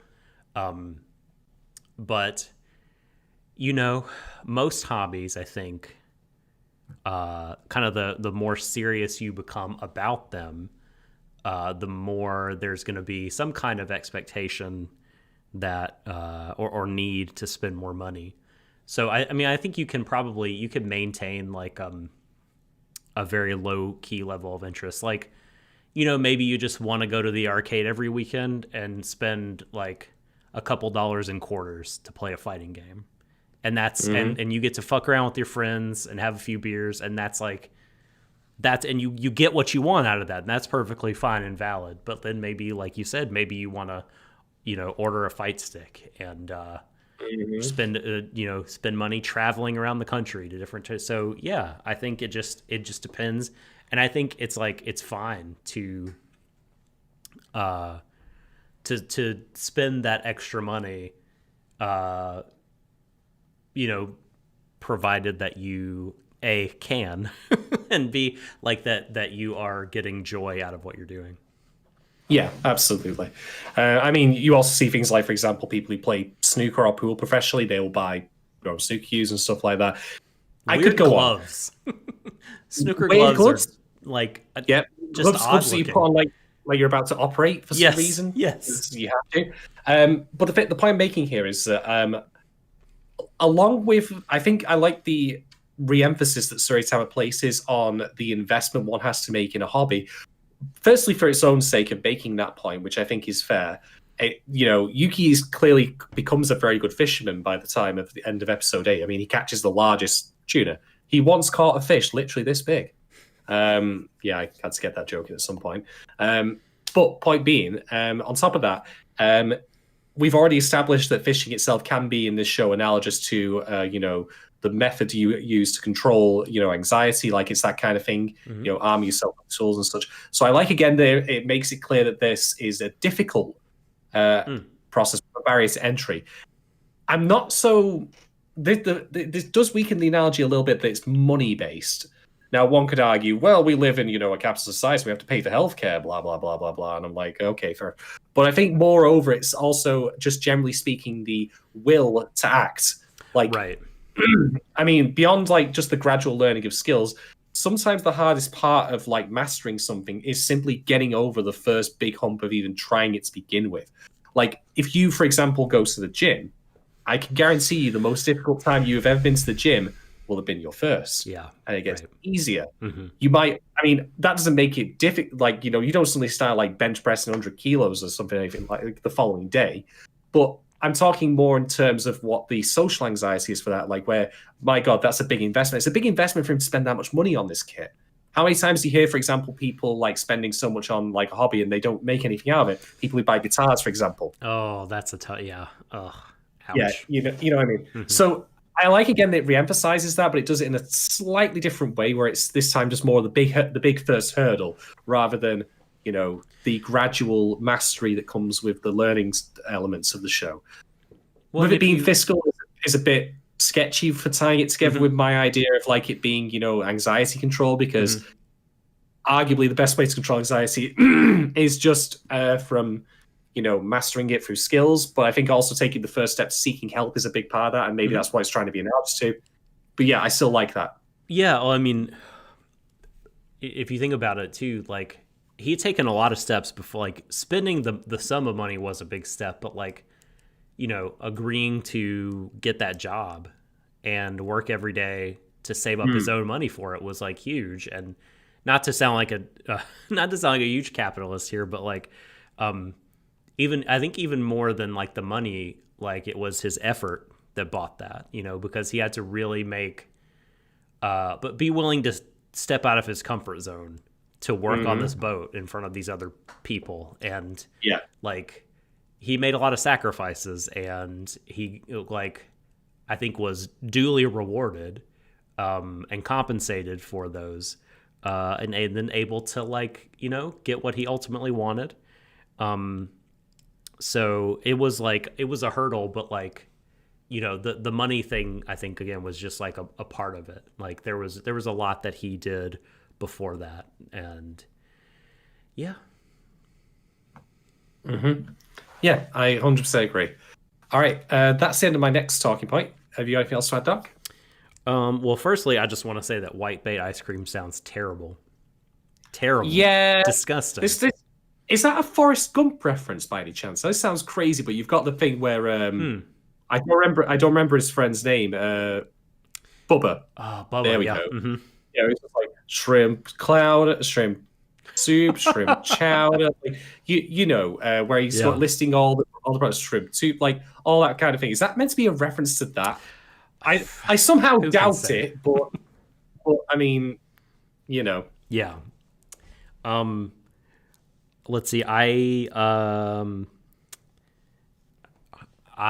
think that the punishment for Natsuki, instead of having his hair cut, I think they should have forced him to get rid of all his capri pants. Ooh. Like buy full pants, you asshole. To wear capris. At least he's not wearing jorts. Okay. That's true. I don't know. I will put jorts ahead of capris. When it comes to men's fashion.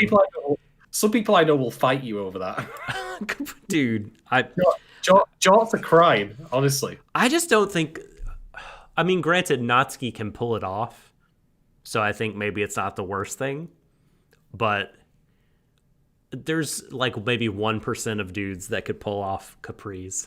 I just think it's a very difficult look to pull off for dudes. This is just my own personal opinion. And I'm just going to point out this will not become a Patreon reward. Like, you know, for if we beat a certain tier, Shane tries on a pair of capris. Especially the capris and like the low necklines suit his big puffy hair. And I agree with Mirror that like once he gets his hair cut short, it just throws off. The look becomes so imbalanced to me. I thought the hair was sort of the linchpin that held it together. Hair in this. Like that's all strange. Like everyone has long, floofy hair. No one has short hair really in this. Maybe except for, but I don't know. Like no, again, there's the caps as well. But like no, the thing is, I agree. Like his hair is neither too short nor too long for it to fit. It feels like it's in the in between phase where it looks really weird. Mm-hmm. But then again, look at me. Who am I to comment? Moving on. So. Really tender scene between Sakura and Natsuki once they've made up. You know, the next day after they found her, and she wakes up and sees that Natsuki's been trying to remake the necklace they lost. And man, she's a pure character, but like this is like I felt this is just such a mature kind of, I don't know, like discussion from her when she says, you know, big brother, I love Mari. And that's like the first point, like, hey, guess what? I love Mari. You need to get used to it. Deal with it. Yeah, you need to get on board. Like, you feel however you want to feel, but I love Mari. But sometimes I want to talk about mom. Like, we can have like both. Like, and I think Natsuki was like just living. Yeah. I feel like it just hadn't occurred to him that this was an option. And, you know, and he says like, oh my God, like, well, let's like me and you can do that as brother and sister when it's just us. Like we can have that special time. And I just thought that was very sweet. And like that scene like adds some texture to what could have felt like a really like very cookie cutter standard Nissan like kind of. I love you, bro. We've made up. Let's carry on as if nothing happened. You're right, exactly. It could have led to like not led to their relationship could have been really phoned in because big brother is protective of pure little sister. You know, very much the like. Were you waving at someone off the stream then? Yes, I was. The Yu Narukami and Nanako kind of, you know, deal. But this just has another dimension to it. There's more solidity, more. It feels more real because she got pissed off at him and said, you know, fuck you, big brother. Like you're being a dick. And then they have this discussion. Like you said, they have to come to some kind of resolution. And like they're not just acting like nothing happened. And I mean, that's such an awesome scene. And sort of related to that point, what you were saying, like how these two scenes relate together in my mind because I feel like sometimes in anime or fiction in general, right? Like characters reach a growth point and then it's like, well, I've done it. Now, everything is great. I've done what I needed to do. I've accomplished the goal. But like, there's this moment when Yuki's talking to Keiko and he says, I've been feeling pretty messed up inside, Grandma. Like whenever I said I was jealous of Natsuki's family, it was like for the very first time I was admitting how lonely I was. And, that's a big deal. I said it out loud. And it's like sometimes confessing is only like the first step, right? Mm-hmm. Sometimes, acknowledging your feelings. I think in anime, sometimes it's like that is sort of the end all goal. And it's a huge step, like saying how you feel, acknowledging these pent up feelings that have been eating away at you is this huge thing. But it's not like the feelings go away after. It's not like you've solved the problem. Like you still have all these feelings inside that you have to work out. He still has to talk to Keiko and work it out and like talk through it and talk to Natsuki. And like, I don't know. It's just like, God, the relationships can feel, they just do these little things to make them feel really like just well realized and actual and not like, here's a trope. We got to the end point and this thing is now done. No, that there is still discussions to be had after that. We don't have like the big emotional moment and then no one talks about it ever again. Yeah. We have the follow-up. We have the aftercare kind of thing, if you all call it that. All right. Hey, I can't promise anything. It might need to come out again. I don't. This is a probably bad podcast, Kate. You know full well that it's going to come back. Yeah. All right. So my next talking point. This is regarding a scene between Keiko and Haru, and I think this is in episode 7, if I recall. Okay. And oh man, the lines in this one, like, I have to wonder: is Keiko saying these? She's telling Haru, like, okay, if you have to leave, make sure to tell people you're leaving. Oh, this is episode 8. Yeah, this is episode 8. Yep. You have to tell people you're leaving. You have to say goodbye. If you don't do it, I'll be mad at you. And I'm like, are these lines meant for Haru or for herself? I know.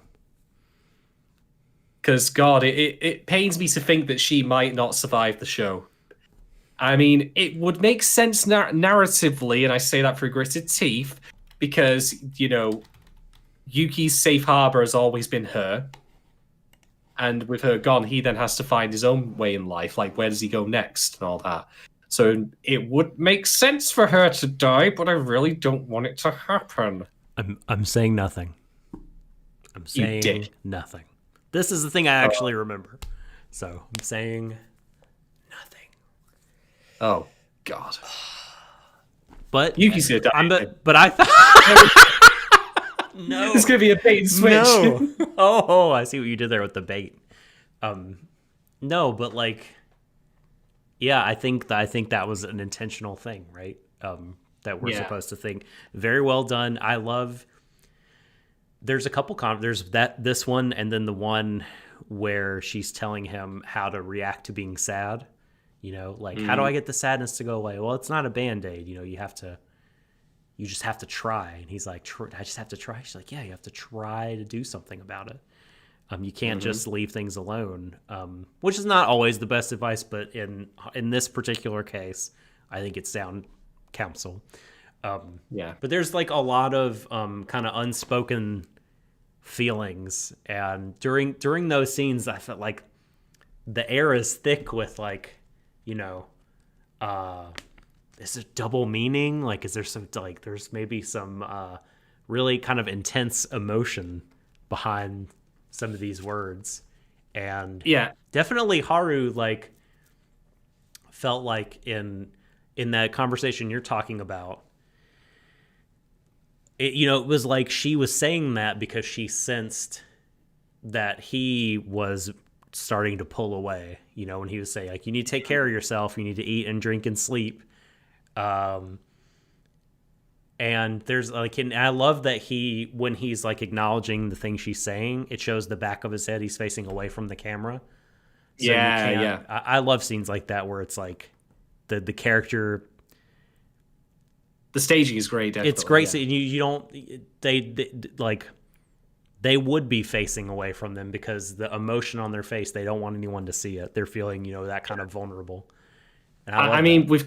with Keiko's line about like saying goodbye, I it's gonna break my heart if she does pass on because I fear what'll happen is if she is terminally ill, if she is palliative, is she saying that because A, she's going to do that and tell Yuki that that's going to happen, that she only has so long left to live? Or is it precisely because she's telling Haru that because she herself can't go through with it, knows that, and wants him to be better than her? And it hurts thinking about that because both of those are perfectly viable. And it breaks my heart to know that, like, there's, in her shoes, I would understand her not wanting to tell Yuki because the poor lad's like, he's done so well for himself, but he's still, he's still fragile. He would never, for example, go out fishing again if he knew that she only had so long left. So he'd spend every waking hour of her, which is admirable in its own right. But I mean, we've already discussed this with Natsuki. Like, life goes on, life does continue, and oh god, it's all gelling together again, isn't it? Is that There a you go. Persona 5 song or a Persona 4 song? I feel like Life Goes On is the name of a Persona song. It's not, but it's close. I see where you're coming from. No, what is it? Yeah. Listen, I'm Googling it. Persona Life will change. There you go. Life Goes On. I I know, life will yes, change. definitely. That's the Persona 5 one, but is there a Life Goes On one too? There is. Life Goes Oh On. shit. Persona 5. Life Goes On extended. 2-hour extension of Life Goes On from Persona. Well, we know what we're filling our rest of our podcast time out with. Hey. All right.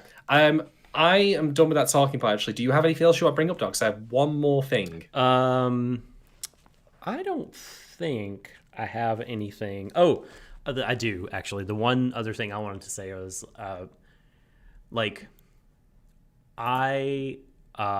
this show works on the sly to get you.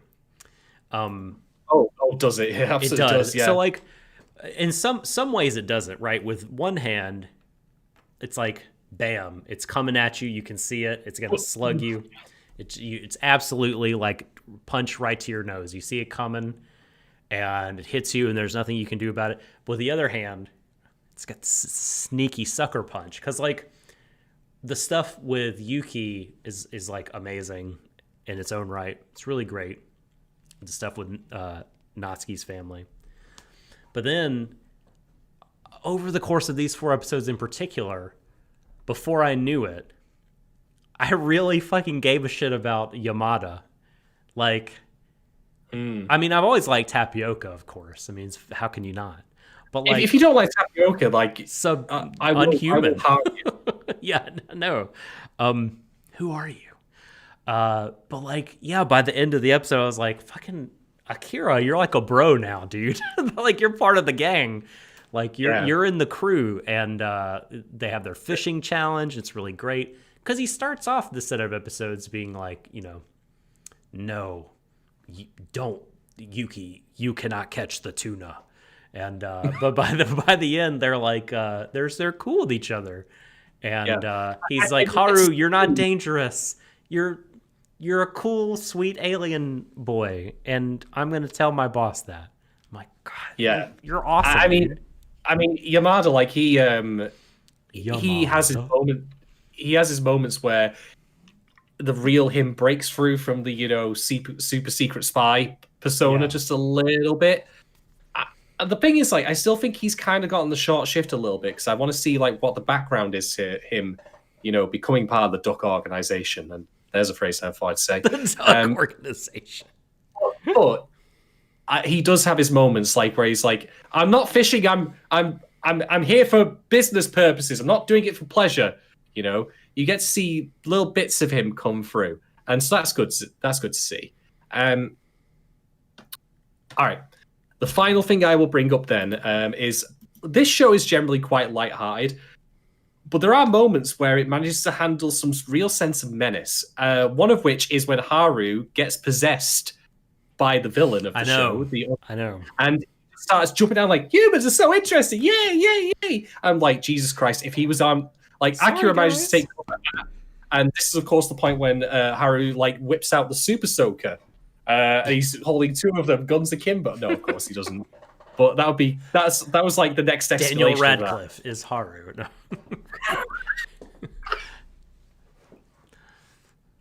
I'm not gonna be able to He see was that. the star of Guns Akimbo, right? Yeah, he was. I like if it goes that meme image though, where he's like this, like he's just in his chest down and shit. Either that, we're gonna have like the John Woo fight where like Akira's like shooting at Haru with a real gun, but then Haru's just flying through the air like with a John Woo leap, and he's just firing off this little super soaker pistol. But no, in all seriousness, like that scene, like on a dime, you just go from oh god, we've had discontinuity. Even the time of day's changed, which is a nice visual cue that oh crap, what's going on here? And then Haru's just jumping up and down. He's like, humans are interesting. He's like trying to hit them with the water, but then also all those fucking boats turning up. Like you start with one. You have like one boat that misses that, like that's out at sea where they're dancing. One that then misses the birthday boat, and you have all of them turning up on the beach. And I'm like, that's messed up. That's actually legitimately creepy. Yeah, I know. Yeah, I know. And they're like huge fleet of them, like an inordinate number of battleship pieces. The boats very much just look like the 4-piece battleship piece from overhead. But yeah, no, it was super disquieting. I agree. Yeah, so it handled that really well in my opinion. And again, we don't know much about the villain. I don't think we ever really will need to know much about the villain, to be quite honest. I don't. This is the thing I don't remember if we get much on this or not. There's definitely some of like what I do remember. There are some of my favorite scenes still to come in terms of both emotional heft and pure comic hilarity. Yeah, I'm overall quite impressed with the show. Like again, it's going from strength to strength. We've also now hit the territory where my knowledge of it ends because this is the point where I stopped watching. So so appropriately enough for the final 4 episodes, like this is a complete unknown for me now. I will go in with fresh eyes. Oh wow! So episode 8 was the last one. It might have been 7 actually, but it was either 7 or 8. It was one of the two. Okay. Well, congrats. I'm looking forward to now seeing your raw reaction to how it ends. So yeah, I don't have any more talking points to add. So shall we go on to racing the episode? Let us do that indeed. I think that I would rate these pretty high. I mean, it was great, great stuff. We got a lot of different kinds of content here, I think. I mean, we got like the real kind of healing, comforting stuff. We got some good family drama, some intrigue about Haru and what's going on with his, fellow eldritch god or whatever sleeping beneath the seas since time immemorial. And yeah, it was really funny. Like it's always really funny, but it's also like just really smart. Like you pointed out, the construction is so impeccable and it looks great. I mean, the show just always like the art design and color palette are just impeccable. So, I mean, I don't think that there's a lot to criticize. So I'm gonna like probably give it like 4.5 CG triangles floating in the sky out of 5. Oh man, they made the Bermuda Triangle literal. They did. They totally did. I loved it. We have some blocks at home that look like this. That reminds me of. God, like I'm almost tempted to race it higher actually, which is again a rarity for us. Like this is the point where you pull out this little party popper, boop, like that, just explodes confetti everywhere. We need to like make this a special occasion. I think that. I mean, my feelings on the show are clear at this point of everything that I've said that's good about it. It's still legitimately fun. It's still got the perfect tone. It's a wonderful show just to put on and feel good about, even though there are moments that it does tackle where it's emotionally distressing. And also there's a sense of palpable danger approaching at this point. I mean, Haru and Coco make it clear. This could result in everyone in the world losing their minds, which is, that's pretty apocalyptic. That's up there. It is. That's it's not quite as visually jazzy as some Roland Emmerich shit, but it's up there. It's not some Day After Tomorrow stuff, but it's still pretty bad. I wish Yamada still had a bit more meat to him in terms of backstory. Like, I can see that there's the conflicts rolling around with him. Like, I've got to be the duck agent, but I also want to, like, be with my friends and be more my own person. Like this, duty versus, the self kind of thing. Right. I understand that conflict's there, but I wish there was more to it. Like, we have, like, Haru accepted, like, Natsuki and Yuki, their backgrounds are fairly clear to me. Like, we've got the backstory for those two pretty solidly, I'd say. Haru, I don't mind so much because he's the interloper, quite literally. His backstory is that he is not like us, and there is very little to it. But for Akira, for Yamada, I still wish there was more to him. Maybe we'll get some more of that in the final episodes. I'm not sure. I think the show has a lot of good lessons to say on like how it's handling anxiety. I think it's very honest about its approach as well. That it's not going to be easy, which I think is very key. And that's in turn tied with how you said about like Natsuki's interactions with Sakura. Like they don't have the big hug and then they forget about it all. They do talk afterwards. They do a debrief, if you want to call it that. So it handles all of its subject matter very maturely. It's very cohesively put together. Everything like meshes together. I think that the end villain being like, the end of independent thought versus how independent thought can drive us wild, but also can give us so much is it's a beautiful and brilliant conflict. And I'm glad that they've gone all in on that with every element of the world building and all the emphasis on the fishing. Like it all matters. It's not like I said, where the fishing is just our sport of the week thing, where it could have been replaced with tennis or something like that. It's a really great, like, kind of deal where once you're in the show, you can clearly see the lines and how they connect together and like what things are analogous for.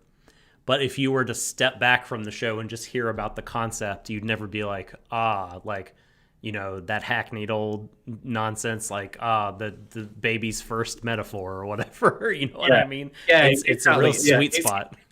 Yeah, it's not an interchangeable thing that glues the show together here. It can't, as I say, be tennis or snooker or, I don't know, bull running or something. I don't know. Although I imagine Yuki would probably be very anxious about that, but for obvious reasons. Anyway, so in the end, I think I will give this episode, or this block of episodes, I'm going to go with the same as you. I'm going to give it 4.5 overpriced fishing reels out of 5. Okay. Very good. Excellent.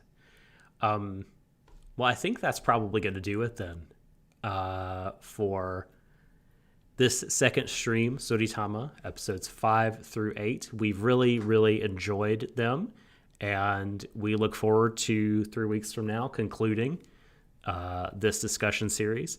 If you would like to get on these ASAP, you can see them streamed live on YouTube or catch them on our Patreon feed by going over to patreon.com/Warui and subscribing. The $3 tier, the Conda Money tier. There's 2 other budget-friendly options that, again, if you go over there, you can see how you can get Discord access to film nights, game nights, watch-alongs, extra content, all that jazz, and much more. Patreon.com/Warui. Thank you, lovely patrons of the Conda Money and Viking Experience tiers, for making this possible. This bad podcast loves you. And it does. And folks on the free, if you are not able to support us, also fine. We know we have fans that are not able to for many reasons. But you can help us out if you head over to just our, places that we are, like Apple Podcasts, Spotify, YouTube, Twitter. Give us a follow, give us a like, click the bells, give us the old 5-star review on Apple Pods. I know that if you don't use Apple Podcasts, it's probably seems like a real pain in the ass to sign up and create an Apple ID just to rate a podcast. So, look, if you're not already in that environment, in that ecosystem, I totally get it. But if you are, we would love for you to spare the old 5 stars and the hey, this podcast is great. It changed my life forever. in that would help us be discovered by more people, which is what we want. So tell your friends, tell your family and your friends, tell everyone, tell the people you meet in the street. Actually, no, don't, because you shouldn't be going outside at the moment. When you can do that again, no, definitely. When you go in the street, just wear a T-shirt that has a QR code on it that links. But no, don't. No one uses QR codes. Oh, That's a flawed I don't plan. know why people. I don't know why people already do that as a prank. But then again, I know like that would end up with you like, okay, I'm gonna load this up on my phone, and oh Jesus, what is that donkey doing? So it's riding a unicycle. Don't worry, it's not anything sexual.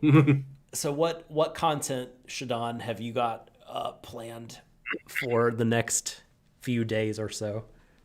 Well, early next week, I'll be recording another After Hours episode. What is After Hours, you might wonder if you don't know what it is. It's where our patrons get to ask us in Discord questions that we don't know about in advance. We just rip the spoiler tags off them at the time we record, and we have to answer them, to the best of our ability. So I'm going to be doing the second round of that. I'm looking forward to some very probing questions of a nature like, why does your beard look like, you've taken it from a steel wool, mill? And also, like, how long do you reckon you'll be able to keep drinking before your liver packs in? Those may or may not be the questions. I suspect hard-hitting. Well, that's what alcohol does to you. It's very hard-hitting, yes. Yeah, I've right after I recorded my second round, which is available for the Royal Milk tier, our $2 tier. So that's all patrons at all levels. A bunch more came in, so I've already got enough ammo, as it were, to go for round 3. So I may be trying to do that in the next little while. Although it'll be difficult because due to the holidays, as I mentioned earlier, we have guests. So not always the easiest thing to do to record. But I will, if I can, I will try to find some time. You know what our patrons should do? They should ask questions that can be posed to your guests about you. God, please don't do that. I find it very uncomfortable talking to other people in my life about the podcast. So there you go. I tell people that I know, like, they do a podcast, and they just go, nice. Cool. So does everyone. So about that weather. Yeah. If I was like knew more nerdy people, but these are like just aggressively normie people, like militant normies. So the milk toasts. Exactly. Yes, Mr. and Mrs. Milquetoast, indeed. First name Milk, last name Toast. Yeah, I feel like I don't know enough mega nerds in the real world, but my internet friendships more than make up for this. So it's all. I'm very glad you distinguish. Like, I always wanted to reveal that I'm secretly just a digital construct and not actually a living being. So you put it out there a bit prematurely, but yes, I can confirm I am indeed just a hologram. I'm very sorry. I apologize if you felt diminished by my comment. That was not my intention. No, I did not feel diminished at all. I felt it was the perfect time to reveal that I've actually been living inside a computer all this time. See all this shit here? Ones and zeros. Shadon is a great friend, one of my bestest online friends, or friends of any kind, and he is a mega nerd. So I will amend that statement. Well, after that, I don't know. So Final Fantasy VIII, is that over? Is Final Fantasy it's VIII over? It's done. It ended in the best way possible, where I beat the final boss and the game crashed. So that's right. That's okay. I did read that. I had to jury rig in the ending by looking up on YouTube because getting to that point would have taken too long, and I didn't want to do it again live on stream. I guess Ultimisia really did get to accomplish time progression. Oh, it's that's the most hilarious. It's the best way it could have happened, like short of it glitching out and putting me back at the start of Disc 1 again. Sweet time loop. Jesus. So I can also confirm as part of the content cycle that not this weekend, but the weekend after, I will be starting Final Fantasy X. I'm pulling a Microsoft. I'm skipping 9. Mirrors say play Danganronpa. Eventually I will.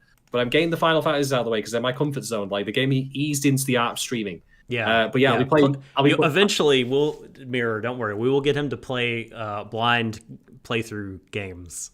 It will happen. He's yeah, but he's wading into the waters with old reliables. Yep. So that's my current content lined up at the moment. There'll also be Christmas stuff coming as well. So keep your eyes out for that. Yep. And again, if you listen to this on the free, you're thinking, hey, that all sounds pretty good. How do I get on this? Patreon.com/Warui Deshou, $2 entry. It's cheaper than a club night. and we're actually open. Our patrons also, we should say probably more often that they do kind of they organize their own anime viewings as well that we are not a part of, or I guess we don't have to be a part of. I know Shadon's been taken part in the anime samplers, so which they just watch an episode of a bunch of different stuff and talk about it, and I think that's happening this weekend as well. So if that but by the time you free listeners, you damn freeloaders hear this, that this weekend will have already passed. So if the idea of watching a bunch of first episodes with cool people and talking about them sounds appealing, get your ass over to patreon.com/Warui Deshou and sign up for any tier to hop on our Discord. But that's enough plugging and shilling. It's time that we departed.